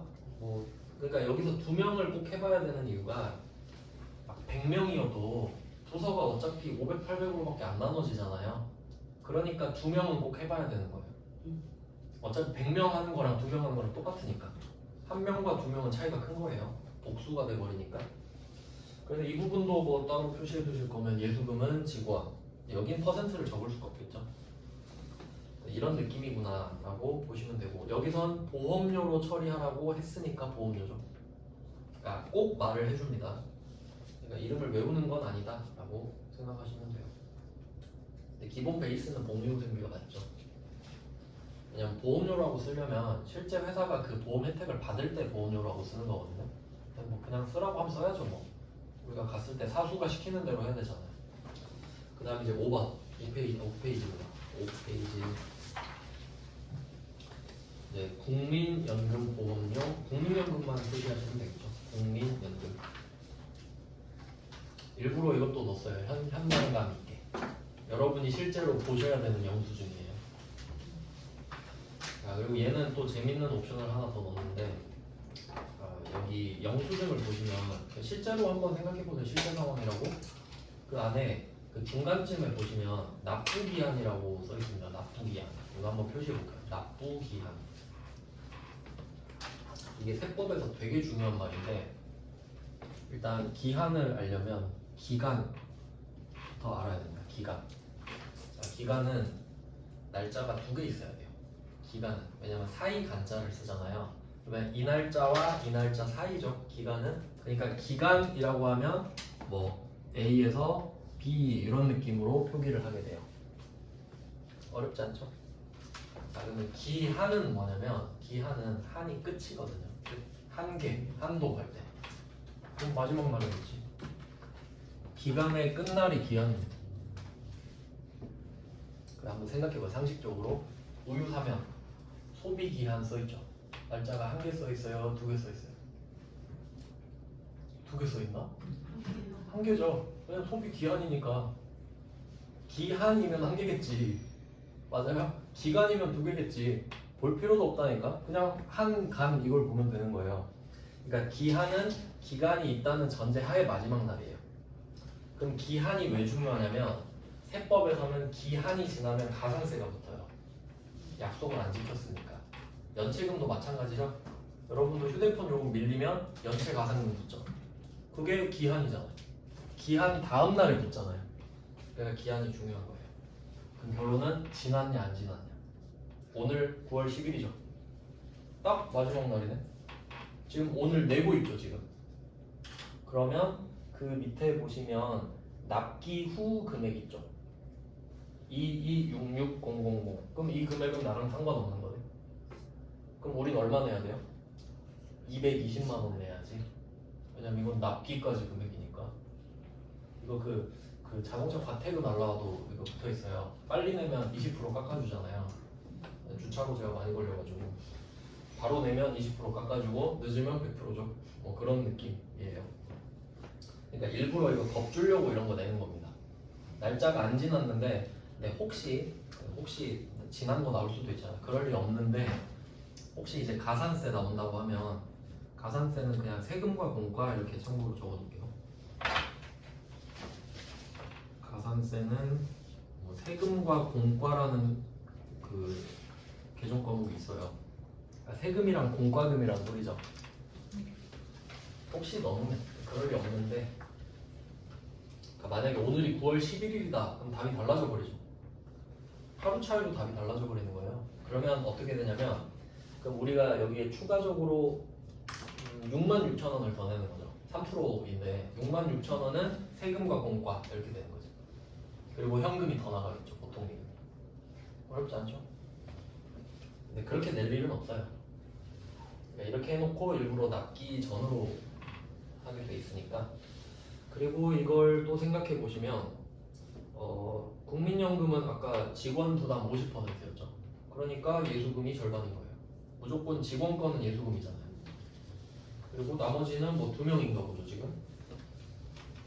영업부, 생산부. 그러니까 확실히 이쪽이 손이 좀 많이 가죠. 4대 보험료를 납부해 주는 게 생각할 게 많거든요. 그러니까 이 부분은 철저히 연습하셔야 돼요. 얘는 나올 확률이 굉장히 높지 않겠습니까? 가장 기본인 거니까. 왜냐면 우리 회사가 제조업인데 주식으로 단타는 안 쳐도 월급은 줘야죠. 그러니까 이건 나와야지 시험에. 그런 내용이에요. 정말 중요한 겁니다. 근데 이 상황을 모르면 진짜 헷갈리겠더라고요. 그래서 제가 상황을 항상 계속 설명을 드리는 거예요. 자, 그 다음에 15번으로 가겠습니다. 이제 이게 끝판왕이에요. 끝판왕. 왜냐면 지금 한번 상식적으로 생각해보세요. 4대 보험을 다 보통예금으로 내고 있습니다. 지금 맞죠? 근데 다 보통예금으로 내야 돼요? 아니, 그런 법은 없잖아요. 그런 법은 없죠? 카드로 결제하면 안 돼요? 그게 더 현실적이죠? 근데 왜 카드로 안 되냐면 카드로 내면 어렵거든요. 그래서 일부러 이제 하나 찾아서 넣었죠. 15번을 보시면 그러니까 국민연금이 두 개 있는 이유가 이거예요. 14번도 국민연금이고 15번도 국민연금이죠. 그럼 얘는 결제 방법만 달라져요. 14번은 보통예금이었는데 15번은 자 카드 결제라고 되어 있죠. 카드 결제 표시해 놓으세요. 이거 내면 진짜 멘붕이에요. 회계 1급 수준에서. 근데 시험장에서 멘붕 오는 것보다 지금 오는 게 낫잖아요. 어차피 10번 보면 익숙해지는데. 그러면 차변은 똑같다. 차변은 똑같다. 근데 하나 차이가 있죠. 수수료 비용이 생겼죠. 카드 수수료 내셔야죠. 카드 수수료. 우리나라는 조금 특이한 게 뭐냐면 이것도 나중에 부가세랑 소득세랑 연결되나? 한번 생각을 해보면 A 뭐 소매업이 있다고 하고 B 소비자가 있다고 합시다. 카드 결제의 의미를 한번 생각해보죠. 카드 결제의 의미. 자, 소매업이 소비자한테 물건을 팔았습니다. 재화를 줬어요. 그리고 돈을 달라고 하죠. 돈 주세요 하니까 얘가 카드를 쓱 내미는 거예요. 신용카드로 싹 긁었어요. 그럼 이 말은 여기 우리 둘의 거래에 카드 회사를 개입시키겠습니다 이 말이에요. 그럼 일단 카드를 결제를 한다는 소리는 카드 회사가 얘한테 약속을 해요. 다음 달에 돈 줄게. 다음 달에 돈 줄게. 나 믿고 얘한테 물건 줘. 이거죠. 그러니까 여러분은 돈을 안 내고 물건을 얻을 수 있는 거죠. 그렇죠? 그럼 카드 회사가 다음 달에 A한테 돈을 내주겠죠. 그럼 여러분은 어떻게 해야 돼요? 다음 달에 나는 얘한테 돈 줘야지. 맞죠? 그러니까 신용카드 결제는 어떻게 생각하시면 되냐면 한 달 대출 받은 거예요. 그렇게 생각하셔야 돼요. 여러분 한 달 대출 받은 거라고. 그래서 월급 받아서 갚고 그러잖아요. 근데 대신에 A한테 갚는 게 아니고 C한테 갚는 거죠. 그러니까 한 달까지는 공짜로 해주잖아요. 그리고 이제 하는 방법이 리볼빙. 이제 돌려서 금액 크게 만든 다음에 이자 받아먹죠. 왜냐면 카드 회사도 캐피탈이잖아요. 뭐 그런 다 돈놀이죠. 그럼 이런 식으로 구성이 되는데 그럼 원래는 우리가 다음 달에 살 수 있는 걸 지금 살 수 있는 거니까 대출 받은 거니까 이자 내야 되죠. 그게 카드 수수료거든요. 여기까지 납득되시죠? 근데 혹시 여러분 카드 쓰면서 수수료 낸 적 있어요? 수수료는 낸 적 없으실걸요? 연회비는 냈어도 수수료를 얘가 내요. 전가시켜버렸어. 그 왜 그러냐면 그 나중에 소득세랑 연결되는데 그 신용카드 공제라고 있어요. 카드 쓰면 세금 깎아주는 거 있거든요. 그렇게 해야 되니까 그러니까 카드를 쓰게 왜 카드를 쓰게 만드냐면 그럼 이 A가 탈세를 못해요. 옛날에는 그 한 20년 전에는 현금 거래 많이 했거든요. 현금 근데 요새 현금 못 보죠. 현금을 볼 수가 없죠. 실물을. 그러니까 옛날에는 현금 거래에서 탈세를 많이 했단 말이에요. 근데 요새는 그런 식으로 푸시를 주는 거야. 그러니까 소비자한테는 두 가지 혜택이 있는 거죠. 카드를 쓰면 세금을 깎아준대. 그리고 카드를 써도 수수료를 안 내도 된대. 막 긁는 거죠. 그러면 국세청은 신나는 거야. 소비자가 카드를 긁으면 A가 탈세를 못하니까. 그럼 얘한테 세금, 소득세, 법인세 다 뜨는데. 그렇게 시스템이 다 갖춰져 있어요. 하여튼 뭐 그렇게 하니까 우리가 수수료 낸다고 지금. 왜냐면 생각해보면 말이 안 되거든요. 네가 내야지. 왜 내가 내? 근데 그냥 내가 내게 돼 있어 우리나라. 실제로 다른 나라는 쓰는 사람이 수수료 내요. 그게 맞으니까. 그래서 뭐 이치에 안 맞지만은 그래서 우리가 내고 있다까지 알고 계시면 뭐 나쁠 거 없겠죠. 그래서 수수료가 나왔습니다. 그리고 지금은 수수료 8,000원 이런데 막 옛날에 1% 이렇게 낸 적도 있어요.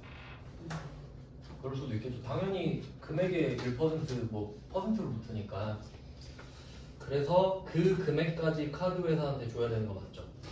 그래서 오른쪽에 보시면 80만 8천 원이 되는 거예요. 이것까지 더 내야 되는 거지 카드로 긁으면. 보통 예금으로 주면 안 내도 되는데. 그리고 이 미지급금은 앞에서 한번 설명드렸었는데 이게 부채 플러스입니다. 부채 플러스. 우리가 제조업이다 보니까 원재료를 사는 게 메인이에요. 원재료를 사서 이제 외상을 하면 외상 매입금 그리고 지급원 뭐 이런 걸 씁니다. 저번에는 매출로 알려드렸었죠. 매출은 외상 매출금 받으러. 그럼 걔 둘이 그냥 정확히 반대인데 그럼 원재료가 아닌 건 안 중요한 거죠. 그러면 그 외 해서 미지급금 이렇게 되는 겁니다.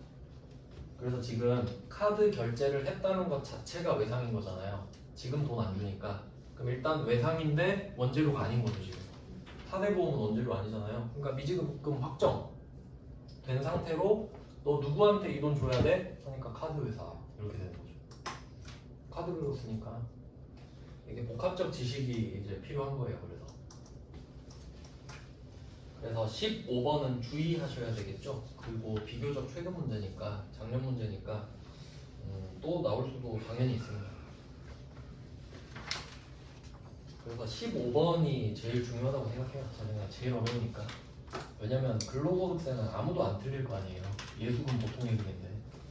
그래서 15번을 자주 보세요.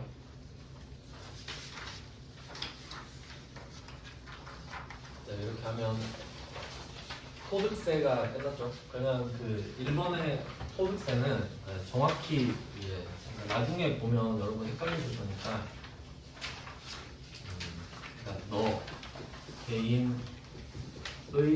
소득세 이렇게 되는 거예요. 그러니까 정확한 표현이 소득세가 너 개인, 네가 개인일 때 그 소득세를 원천징수한다는 소리죠. 왜냐면 이거 다음 주만 돼도 이게 무슨 뜻인지 몰라요. 그러니까 자세히 써주셔야 돼요. 그러면 내가 원천징수를 했다는 소리는 지급을 했다 뭐 이런 것까지 뭐 여러분이 이해하실 수 있게 써야 돼요. 저만 믿으면 안 돼요. 저는 제 언어로 메모를 하는 거기 때문에 여러분이 이해하실 수 있는 상태로 메모를 다 해놓으셔야 된다는 거죠. 그러니까 너의 소득세, 내가 너한테 돈을 주니까 원천징수한다. 법인이면 안 할 거니까 당연히 너 개인 이게 와야 되는 건데 저는 당연하지만 아직 여러분한테는 당연하지 않다고요. 그러니까 쓰셔야 된다고. 그 다음에 2번 있죠. 2번 법인세. 그럼 이거는 이렇게 쓰세요. 우리 회사 법인세. 1번은 너의 소득세. 2번 우리 회사 법인세. 왜냐면 그래도 이게 문서로 남는 건데 제가 여기다 그렇게 적어서 드리면 좀 제가 부끄럽잖아요. 그래서 그냥 말로 이런 느낌이다. 그러니까 너의 소득세 지금 다 했다. 너한테 줄 때. 그 다음 이제 우리도 세금 내요. 그리고 이게 우리 회사 세금 체계는 그냥 이것도 참고로 알려드리면 A라는 회사가 있다고 하죠. B라는 대표가 있고 주식을 배우셨으니까 좀 설명해도 되겠네. 그러니까 보통 법인이 어떻게 만들어지냐면 약간 좀 자연스럽게 그렇게 흘러가면서 생기는 느낌은 이런 거예요. 그러니까 B라는 개인이 있죠. 개인. 이 사람이 자기 이름으로 사업을 해요. 그럼 개인 사업자는 자기 통장에 있는 돈 있죠. 자기 통장에 있는 돈이 자본금이거든요. 그러니까 개인 사업자의 장점은 뭐냐면 이 내 통장에 있는 돈을 사업에 써도 되고 개인에 써도 돼요. 그러니까 그 구분이 없어. 그러니까 엄청 편해요. 막 뭐 태클 걸지 않아요. 내 돈인데 뭐 이렇게도 쓰고 저렇게도 쓰고. 근데 세율이 높아요. 소득세는. 참고로 최대 세율이 45%입니다. 그럼 지방소득세 붙이면 49.5%. 네. 어떤 느낌이냐면 어떤 사람이 만약에 100억을 벌잖아요. 그럼 거기서 50% 내는 거예요. 대략. 완전히 그렇진 않은데 그럼 이 사람이 현타 오겠죠. 근데 법인세율표를 보니까 최대 24%야. 법인 만들어야겠다 이렇게 되겠죠. 그럼 그 세율이 대충 그 맞아 떨어지는 세율에 그때 보통 법인 만들어요. 내 소득세가 너무 많을 때 있죠. 그럼 이거를 만드는 거예요. 그러면 이때는 복잡해지는 게 우리 그 자본금 배웠죠. 그럼 이제 회사랑 나는 별개예요. 얜 법인, 난 개인. 너랑 나는 별개. 그럼 내가 너한테 투자를 하려면 주식을 받고 돈을 줘요. 이제 거기서 돈을 빼오면 횡령이에요. 이제 엄청 복잡해지는 거예요. 그러니까 회사 돈을 내 맘대로 못 써 이제. 세율은 적지만. 그럼 이렇게 됐다고 합시다. 그럼 자기가 주식을 받고 돈을 투자해서 그럼 이 회사는 이 사람이 준 돈이 자본금이 되겠죠. 그럼 이걸로 이제 사업을 하는 거예요. 자, 그럼 이 사람은 대표인 거죠. 이 회사의 대표. 그러면 이 대표가 이 회사의 세금을 계산하겠죠. 그리고 대신 납부하겠죠. 그리고 자기는 이 회사한테 월급 받고 그걸로 소득세 내고. 이런 구조라는 거예요. 그러니까 대표도 개인이잖아요. 근데 개인은 자기 월급 받은 것도 세금 신고해야 되고 내가 A 회사 대표로서 A 회사 세금도 계산해서 납부해야지. 맞죠? 근데 돈은 회사 거고. 이런 느낌이라는 거예요. 구조 자체가. 알겠죠? 그러니까 이런 지식이 있어야 회계를 잘 할 수 있어요. 그냥 회계 막 열심히 하면 다가 아니고 뭐 지식이 있어야 뭘 하죠. 그러니까 이런 걸 계속 제가 말씀드린 이유가 그런 거예요. 그렇게 돌아가는구나. 그럼 뭐 법인세 한번 보죠. 우리가 법인으로서 벌어들인 돈을 말하겠죠. 그러면 첫 번째 1번부터 한번 보죠. 1번은 법인세 중간연합세액 이걸 표시하겠습니다. 법인세 중간연합세액. 참고로 이 문제는 이 이후로 나온 적 없는 걸로 알고 있거든요. 제 생각엔 너무 쉬워서인데 그래도 그 구성에 필요해서 넣어놨습니다. 이제 법인세 흐름을 알려드릴게요.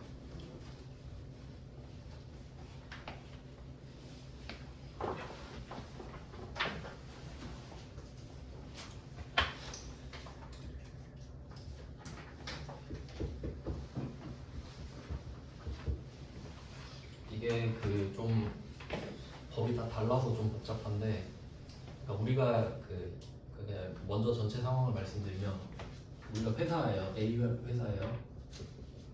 그러면 우리 회사가 생각해야 될 건 뭐냐면 일단 부가가치세도 생각을 해야 되고 법인세도 생각을 해야 되고 재무회계도 생각을 해야 되는 거예요. 그러니까 엄청 복잡한 거예요.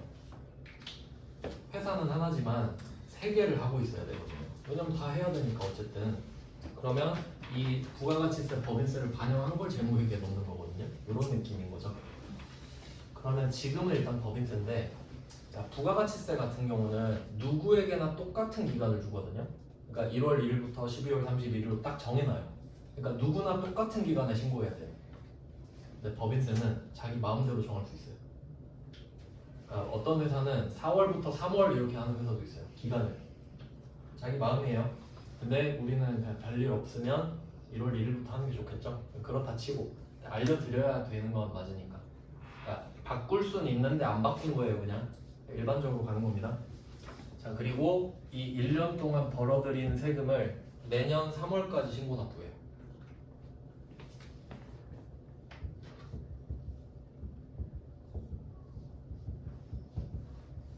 자기가 신고하고 자기가 납부합니다. 물론 뭐 세무사 맡기겠죠 보통.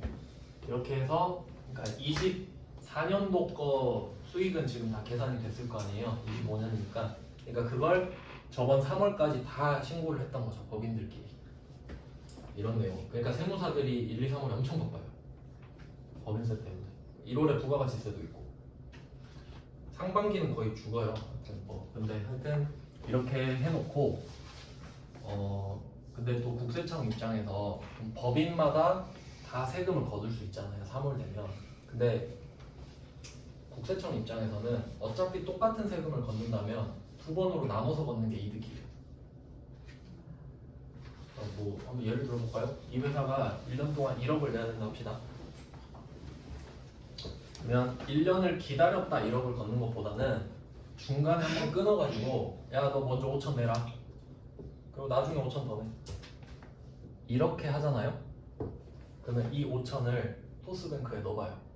이만큼 이자 얼마 붙겠나? 어마어마한 이득이죠. 그러니까 국세청이 당연히 쪼개서 내라고 그럽니다. 명분은 너 한 번에 내면 힘들걸? 지금 한 번 내 이거예요.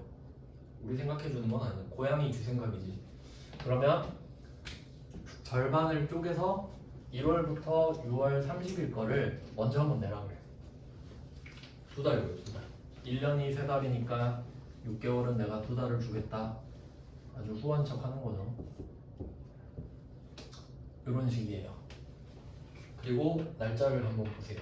1번 문제. 날짜가 몇 월 며칠이에요? 마지막 날이죠. 여기 알아야 보여요. 아 얘가 딱 마지막에. 왜냐면 마지막에 내는 게 이득인 거 아시죠? 토스뱅크 이자를 먹어야 되니까. 이거 시간이 돈 아닙니까? 그러니까 돈은 항상 나한테 빨리 드려야 되고 나중에 보내야 돼요. 그게 돈은 나한테 오래 고여 있어야 한다. 그게 원칙입니다. 그러니까 당연히 마지막 날에 주는 게 맞지. 자 이렇게 해서 500을 냈다고 합니다. 근데 이름이 선납세금으로 돼 있죠. 이렇게 돼 있네요. 그리고 참고로 잠깐 뒷페이지를 먼저 좀 보고 올게요. 7페이지에 보시면 7페이지에 4번이죠. 4번. 4번의 차변에 보시면 법인세 등이라고 써 있어요. 이 법인세 등은 법인세랑 지방법인세 합친 거거든요. 그러니까 국세랑 지방세 합친 거예요. 그냥 이거 비용이에요. 비용. 자 비용 보고 다시 돌아올게요. 근데 왜 얘는 비용이 아니지? 세금 내는 이걸 이해해야 되겠지. 자 그럼 생각을 해볼게요. 여러분은 원래 세금이 내년 3월까지 내는 겁니다. 근데 중간에 한번 내라고 하니까 그냥 내는 거예요. 그리고 참고로 이 금액은 뭐 그 법인마다 다른데 이렇게 내는 법인도 있어요. 그러니까 만약에 내가 작년에 2억을 냈다고 할게요. 세금 작년에. 근데 6개월치 내야 되잖아요. 그럼 국세청이 그냥 야 너 작년에 2억 냈으니까 6개월치 1억 내 그냥. 그럼 내 노력이 필요하진 않은 거예요. 그냥 내라고 하면 내는 거예요. 그냥 내기 싫을 뿐이지 이때 계산을 하는 노력이 필요 없을 수도 있어요. 물론 계산해야 되는 법인도 있는데 없다 치면 그냥 내기 싫다 하고 내면 되는 거죠.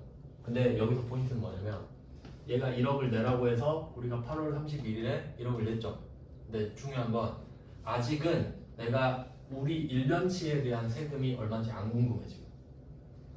그게 핵심인 거예요. 맞죠? 안 궁금하잖아요. 세금을 내가 안 내는데 왜 지금 궁금해? 그냥 내라고 하니까 1억 냈죠? 그거예요 지금. 국세청이 500을 내라 그러네. 500 입금해. 이러면 뭐라고 그럴까요? 그냥 먼저 낸 걸로 해. 이렇게 된 거예요. 1년치 법인세가 안 나온 상태잖아요. 그 전이니까 그냥 선납세금인 거예요. 그리고 자산입니다. 자산 플러스라고 할게요. 그러니까 우리는 이때 12월 31일이 돼야 법인세 등이란 걸 쓸 거예요. 그러니까 원래 좀 엄청 복잡한데 저는 간단하게 설명해 드릴게요.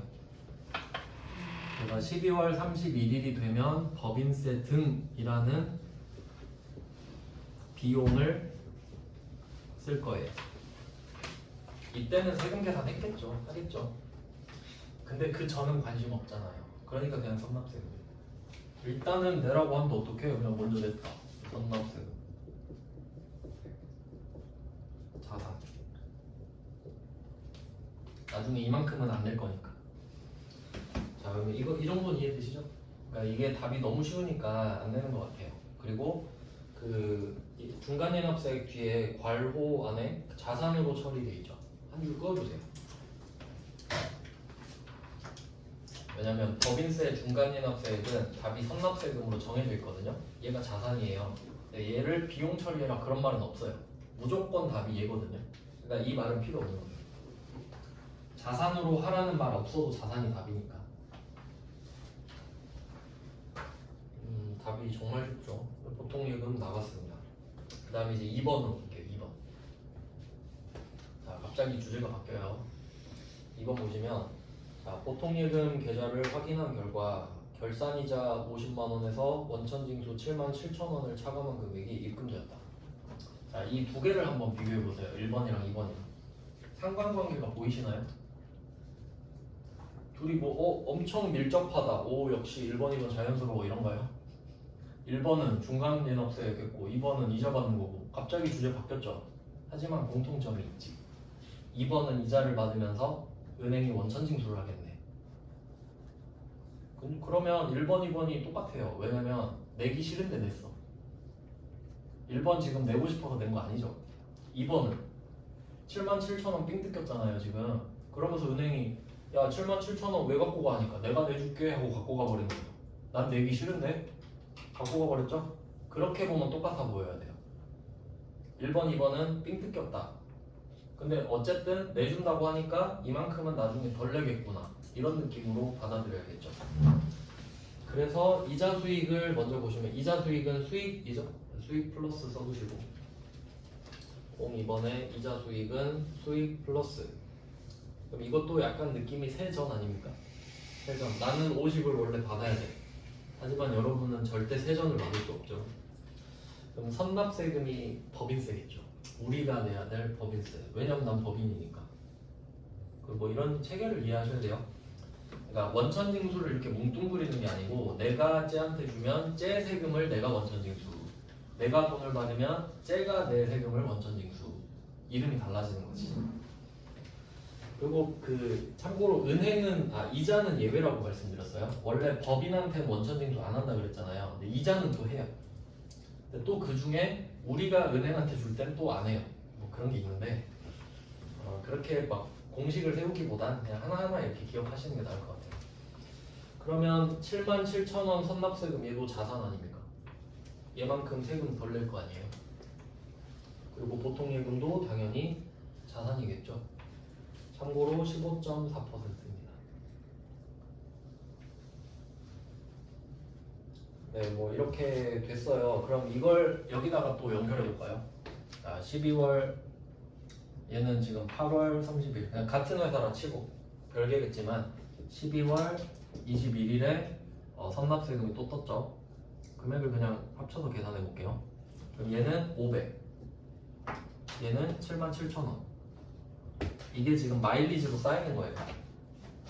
그러니까 어차피 나중에 1년치 세금 구하면 이 금액보다 크겠지 당연히. 맞죠? 이거 말고 다른 돈도 벌었으니까. 근데 어쨌든 이 금액보다 큰 금액일 텐데 이 금액은 안 낼 거란 소리예요. 이미 냈으니까. 그러니까 총액엔 포함되지만 실제 내진 않는 세금이에요. 그런 느낌이에요. 자, 그리고 12월 31일이 되잖아요. 이젠 궁금해야지. 그리고 또 이게 세법이랑 회계를 다 알아야 되는 건데 잘 보시면 세금을 12월 31일에 서두를 이유가 있나요? 3월 31일까지 내라고 그랬는데 이건 서두를 이유가 없잖아요. 난 3월에 내니까 그냥 뭐 대충 하지 뭐 이럴 수 있잖아요. 근데 결산을 줘야 돼요. 결산은 수익 비용이 나와야 되죠. 법인세도 비용이잖아요. 그럼 비용을 넣어줘야지. 그러니까 실제 내가 세금을 내는 건 내년 3월일지라도 회계상으로 비용을 넣어줘야 될 거 아니에요. 법인세비 얼마 냈다고. 그래서 넣어야 돼요. 그러니까 우리는 12월 31일에 법인세 등이라는 비용을 만드는 겁니다. 이해되시죠? 결산 쳐야 되니까. 그러니까 이게 둘 다 알아야 되는 이유예요. 아시겠죠? 흐름을 알아야 돼. 흐름. 근데 또 그냥 이건 그냥 참고로 알고 계세요. 여기서 하는 법인세 등은 회계상 법인세고 이건 법인세법상 법인세라서 둘이 금액이 달라요. 둘이 세무조정해야 돼요 원래. 그냥 아 그렇구나만 알고 계세요. 아 그렇다고 했지. 여러분한테 구하라고는 안 하잖아요. 그냥 아, 금액도 다르고 시기도 다르고. 그러니까 실제 법인세 납부액이랑 법인세 등이라는 다른 거라는 거예요. 법인세법과 재무회계 이야기이기 때문에 그냥 그렇구나 하시면 돼요. 그냥 그래도 제대로 알려드리긴 해야 되니까. 자 그럼 어쨌든 이렇게 왔어요. 그럼 12월 31일이 언젠간 오겠죠. 아 그리고 3번도 해야죠. 3번. 자 3번도 하고 넘어갈게요. 그러니까 2번이랑 3번은 사실 똑같거든요. 3번은 업그레이드 버전. 2번, 3번 연결해 주시고. 그러니까 차이가 뭐냐면 우리가 만약에 그 돈을 2년 빌려줬다고 해볼게요. 2년 동안 돈을 빌려줘요. 근데 이자는 무조건 연단이라고 말씀드렸죠. 그러면 1년이 지났을 때는 이자만 받겠죠. 근데 2년이 지났을 땐 이자랑 원금을 같이 받겠죠. 그러니까 그렇게 따지면 2번이 1년 차, 3번이 2년 차 이렇게 되는 거예요.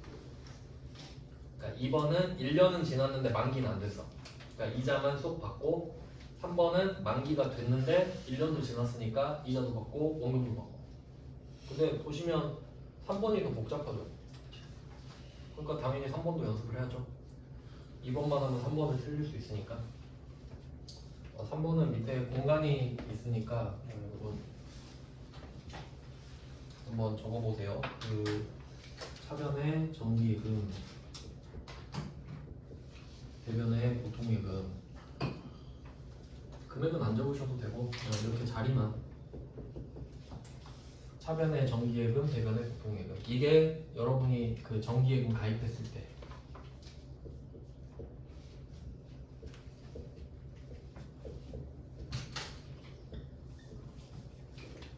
이 정도로 적어주시면 돼요. 자산 플러스 자산 마이너스. 이거 실제 상황으로 한번 생각해 보세요. 그 여러분이 입출금 통장 있잖아요. 입출금 통장. 돈 아무 때나 뺄 수 있는 거. 그러니까 보통 체크카드 통장이죠. 그 통장이 있는데 내가 예금을 가입한 거예요. 그러니까 내가 카카오뱅크를 쓰는데 카카오뱅크 예금에 가입한 거예요.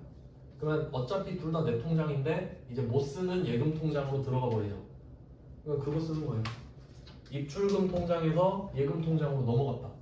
그럼 이제 우리는 이 돈을 못 쓰는 걸로 생각하죠. 하지만 내 돈이긴 해. 그러니까 이게 그냥 계좌이체한 거죠. 내 통장 간에. 이렇게 된 상황 지금. 그게 1억이죠. 1억. 원금 1억 보이시죠? 그래서 지금 이게 해지가 된 거잖아요. 뭐 만기가 됐든 해지가 되든 만기 해질 수도 있고 중간 해질 수도 있는데 어쨌든 돈은 받아야죠 이제. 그러면 이제 자리가 바뀌겠지. 그래서 이 정기예금 차변에 있던 게 대변으로 사라지는 겁니다. 그럼 다시 보통예금으로 들어오겠지. 그러니까 화살표를 이렇게 해주시면 되겠죠. 정기예금에서 보통예금으로 화살표. 그러니까 내가 보통예금에서 정기예금으로 넣었던 걸 다시 정기예금이 보통예금으로 돌아오는 거잖아요. 어차피 다 내 통장이야 그냥. 네, 성격이 다르니까. 자, 이런 느낌이네요. 그럼 1억은 원금, 이자 수익 30만 원은 이자. 이거는 아시죠? 그러니까 대변 세팅을 먼저 하시는 게 편해요. 대변 금액이 깔끔하니까. 그래서 대변에 정기예금은 자산 마이너스, 이자 수익은 수익 플러스 이렇게 먼저 정리를 하고요. 자, 그리고 이제 또 생각을 합니다. 세금을 언제 내는가? 아까 제가 소득, 수익, 뭐 재산, 행위, 거래 이렇게 썼는데 소득 있었죠. 소득. 그러니까 소득이랑 수익이랑 거의 비슷한 느낌이긴 한데 그럼 이것도 소득 아닙니까? 내가 돈 맡겨놓고 돈 받았으니까. 근데 뭐가 소득인지 생각해보세요. 1억은 내 돈인데 내 돈이 갔다가 내 돈이 돌아왔죠. 그럼 1억을 벌었나요 지금? 1억은 번 게 아니지. 그러니까 1억이 떡이고 30만 원이 고물이죠. 떡에 고물이 묻은 만큼 돈 번 거잖아요. 그러면 30만 원만 여러분 소득이죠. 이해되시죠? 왜냐면 1억이 통장에 입금됐다고 국세청이 너 1억 벌었네? 와 1억에 15.4% 미쳤죠? 아무도 가입 안 하죠? 그러니까 상식적으로 생각했을 때 30만 원의 원천 징수하겠잖아요. 이건 진짜 상식이에요. 그래서 보통 예금이 지금 1억 25만 3,800원 이렇게 써있지 않습니까? 그러니까 실제로 이렇게 쓰기는 좀 어렵고 저 같으면 그냥 따로 쓸 것 같은데 1억 플러스 뭐 그냥 너무 복잡하니까 30만 곱하기 이게 더 복잡한가? 저는 뭐 이런 식으로 쓸 것 같은데 그러니까 30만 원 곱하기 1 마이너스 15.4%를 이렇게 더한 금액이잖아요. 그러니까 저는 이렇게 쓸 것 같은데 귀찮으니까 막 계산하기 싫잖아요. 그러니까 아주 원론적인 공식인 거죠 이게. 하지만 이건 그 보통 예금 있잖아요. 이 금액 끄어버리세요. 100, 253, 800 끄어버리세요. 왜냐면 이렇게 하면 돼요. 번호를 매길게요. 자, 정기예금의 1번 이렇게 번호 매겨주세요. 정기예금의 1번, 이자 수익의 2번. 그럼 대변 끝났죠? 그럼 대변 1억 30만 원 맥시멈 끝났어요. 그 다음에 3번은 선납세금. 선납세금의 3번을 딱 달고 마지막에 여러분이 4번에 보통예금이란 이름을 쓰는 순간 이 금액은 저절로 적혀요. 이 순서만 유의하시면 여러분은 이 금액 계산할 필요 없는 거지. 계산을 컴퓨터한테 맡기려고 컴퓨터 쓰는 거 아니에요? 그러니까 이런 것까지 생각하는 게 요령이에요. 고집 멋대로 공부 열심히 하는 게 아니고 요령껏 어떻게 해야 내가 편할까? 어떻게 해야 빨리 할까? 그게 실력 아닙니까? 네, 여러분은 이제 생각하기 힘드시니까 제가 힌트를 계속 드리는 거죠. 그럴싸하군 하면 그걸 받아들이세요. 그래서 이 금액은 아주 형식적인 금액이다. 근데 2번, 3번 똑같은 거 아시겠죠? 그냥 1억이 추가된 것 뿐이죠. 이번에 그렇게 연습을 하시면 됩니다. 단계별로. 근데 이게 꼭 풀어보셔야 돼요. 제가 이제 오늘부터 같이 드리고 있잖아요. 진짜 백지로 풀어보세요. 하나도 생각 안 나요. 진짜. 그걸 계속 연습하셔야 돼요. 그래야 시험장 가서 잘한다니까요. 시험장 가서 스트레스 받는 것보다는 지금 스트레스 받는 게 나아요. 맨날 스트레스 받으면 시험장 가면 편합니다. 그 다음 이제 7페이지로 가볼게요. 이제 한번 종합을 해보죠. 우리가 갖고 있는 건 법인세, 중간예납세, 납부, 그리고 이자 받으면서 원천징수 당하는 거 이렇게 두 개가 쌓여 있죠. 이제 정산을 한번 해봐야겠죠. 정산. 자, 이제 04번을 보면 제가 자동결산이라고 써놨습니다. 자동결산. 자동결산은 아마 처음 보실 건데 자동결산은 회계 처리를 안 해도 됩니다. 왜냐면 컴퓨터가 분계를 해주거든요. 하지만 그래도 논리는 알아야 되니까 분계가 있긴 있죠. 자, 법인세 등 아까 비용 쓰셨죠? 법인세 등 비용. 그러니까 이게 1년치 법인세인 거예요. 1년치 법인세. 그리고 선납세금이 대변에 있죠. 선납세금 대변. 그럼 얘가 대변으로 빠졌으니까 자산 마이너스 아니겠습니까? 자산 마이너스는 왜겠어요? 차변에 선납세금이 계속 쌓여 있었죠. 그럼 이거 갖다 써야죠 이제. 이거 쓰면서 돈 나가는 거 막아주는 거죠 얘가. 선납세금만큼 돈이 덜 나가잖아요. 그러니까 이거 마일리지 긁은 거죠 이제. 그 자산 마이너스고 나머지는 800입니다. 그리고 잘 보시면 미지급 세금도 있죠.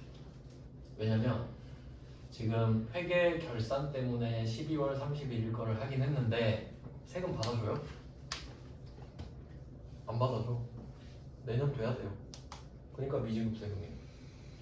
내가 얼마를 내야 되는지 알긴 아는데 국세청이 안 받아줘 지금 12월 31일에. 그럼 어떻게 내요? 그러니까 당연히 미지급 세금이지. 이해되시죠? 그러니까 이거 모르면 어떻게 되느냐면 만약에 여러분이 막 삼성전자 주식 사가지고 삼성전자 이제 주주 된 기념으로 재무제표 한번 볼까 했는데 미지급 세금 어마어마하게 많겠죠. 어마어마하게 많을 거 아니에요. 걔네들 몇 천억 낼 거 아닙니까? 근데 이것 보고 와 얘네들 세금 안 내네 이러겠어요? 어쩔 수 없다는 걸 아는 거야 이제. 회계랑 세법 차이 때문에. 이해되시죠? 그러니까 모든 법인은 전부 다 미지급 세금이 있겠죠. 참고로 부가가치세도 합쳐서 있어요.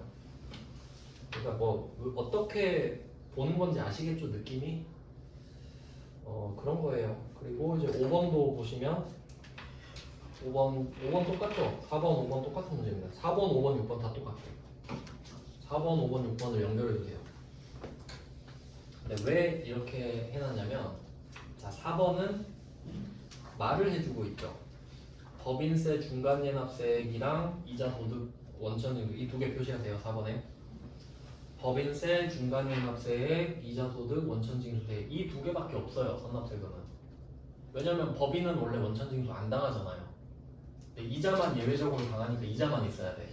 그리고 법인세 낸 것도 어쩔 수 없으니까 두 개밖에 없습니다. 그러니까 두 개만 말하는 거예요. 근데 5번은 어때요?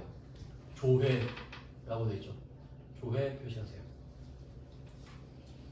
근데 사실 4번이고 5번이고 조회 안 해도 돼요. 실제로 프로그램 들어가잖아요. 옆에 써 있어요. 그 옆에 거 보고 쓰면 돼요. 그건 어차피 나중에 보여드릴 거니까 그냥 옆에 써놓으셔도 돼요. 선납세금 조회할 필요 없다. 옆에 써 있다. 뭐 이런 식으로. 그래야 긴장감이 떨어지죠. 그러니까 이거 엄청 쉬운 문제예요. 그래서 가서 그냥 보고 적으면 되거든요. 분개도 안 해도 돼요. 그 다음 6번도 볼게요. 6번은 세무 1급 건데 이렇게 나올 리는 없거든요. 근데 여러분이 실무에선 이런 거 볼 수 있으니까 그냥 한번 실무는 어떨까 보는 거죠. 자, 6번을 보시면 당기 법인세 총 부담세액은 2,400입니다. 그러니까 법인세 등이 뭐 2,400이구나. 아, 근데 지방소득세도 있으니까 합쳐서 2,700이겠네요. 세무 1급이니까 이렇게 네요. 자, 그 다음에 밑에 보시면 뭐 선납세금 3개 있고 예수금 있죠. 예수금. 예수금 한번 잘 보시면 아까 우리 배웠던 건데 12월 귀속 근로소득 원천징수금. 우리 직원 거 원천징수 한 거겠죠. 그리고 생각해 보세요. 지금 12월 31일인데 이게 나랑 무슨 상관이지? 이거 1월 10일까지 내면 되죠. 갑자기 법인세 하는데 이거 내요? 그럴 리 없지. X, 예수금 X. 지금 하는 거 아니죠. 다음 달 10일에 하면 되죠. 오늘 12월 31일은 법인세 등만 계산하면 되죠. 그러니까 뭐 하는지 아시겠죠. 그러니까 이런 것도 한 번씩 보는 거예요, 그냥. 왜냐면 여러분이 만약에 격리를 할 때 한 개만 하겠어요? 이것도 하고 저것도 하고 막 겹쳐 있을 거 아니에요. 그게 지금 이건 거예요. 여러분 일이 막 겹쳐 있거든요. 근데 오늘 할 일은 오늘 해야지. 다음 달에 할 일은 다음 달에 하고. 그걸 알아야 보이는 겁니다. 그러니까 이 예수금은 참고로 다음 달 10일까지 내면 됨 이렇게 써놓으시면 좋겠죠. 그럼 다음 달 10일에 낼 때 아까 그 회계 처리하면 되겠네. 4대 보험 내고 근로소득세 내고. 이해되시죠? 그러니까 그렇게 크게 봐야 돼. 최대한. 제가 가능한 한 크게 보여드리려고 하는 거예요. 지금 계속. 그래서 지금은 안 한다 이거지. 지금은 다음 달 10일까지 할 건데 왜 지금 하냐 이겁니다. 그래서 결론은 세 문제 똑같은 거 아시겠죠? 그 다음에 이제 7번만 하고 오실게요. 7번. 자, 날짜 보세요. 3월 31일이죠? 3월 31일 마지막 날이잖아요. 그럼 내야지 이제. 그러면 미지급 세금이 4번, 5번, 6번에 대변에 깔려있죠 지금. 그거 차변으로 보내면서 돈 내야죠. 근데 이거 카드 결제하면 어떻게 되겠어요? 또 미지급금, 카드, 수수료 이용 나오겠지. 그걸 계속 응용하시라는 거예요. 아, 카드 결제 요새 많이 하는데 내지 않을까? 아시겠죠? 있는 것만 생각하지 마시고 카드도 배웠는데 한번 여기다 카드 결제도 한번 내가 만들어 볼까? 이럴 수 있는 거죠. 여기까지 하면 딱 끝났네. 10분 정도 쉬고 이제 다음 프린트로 갈게요.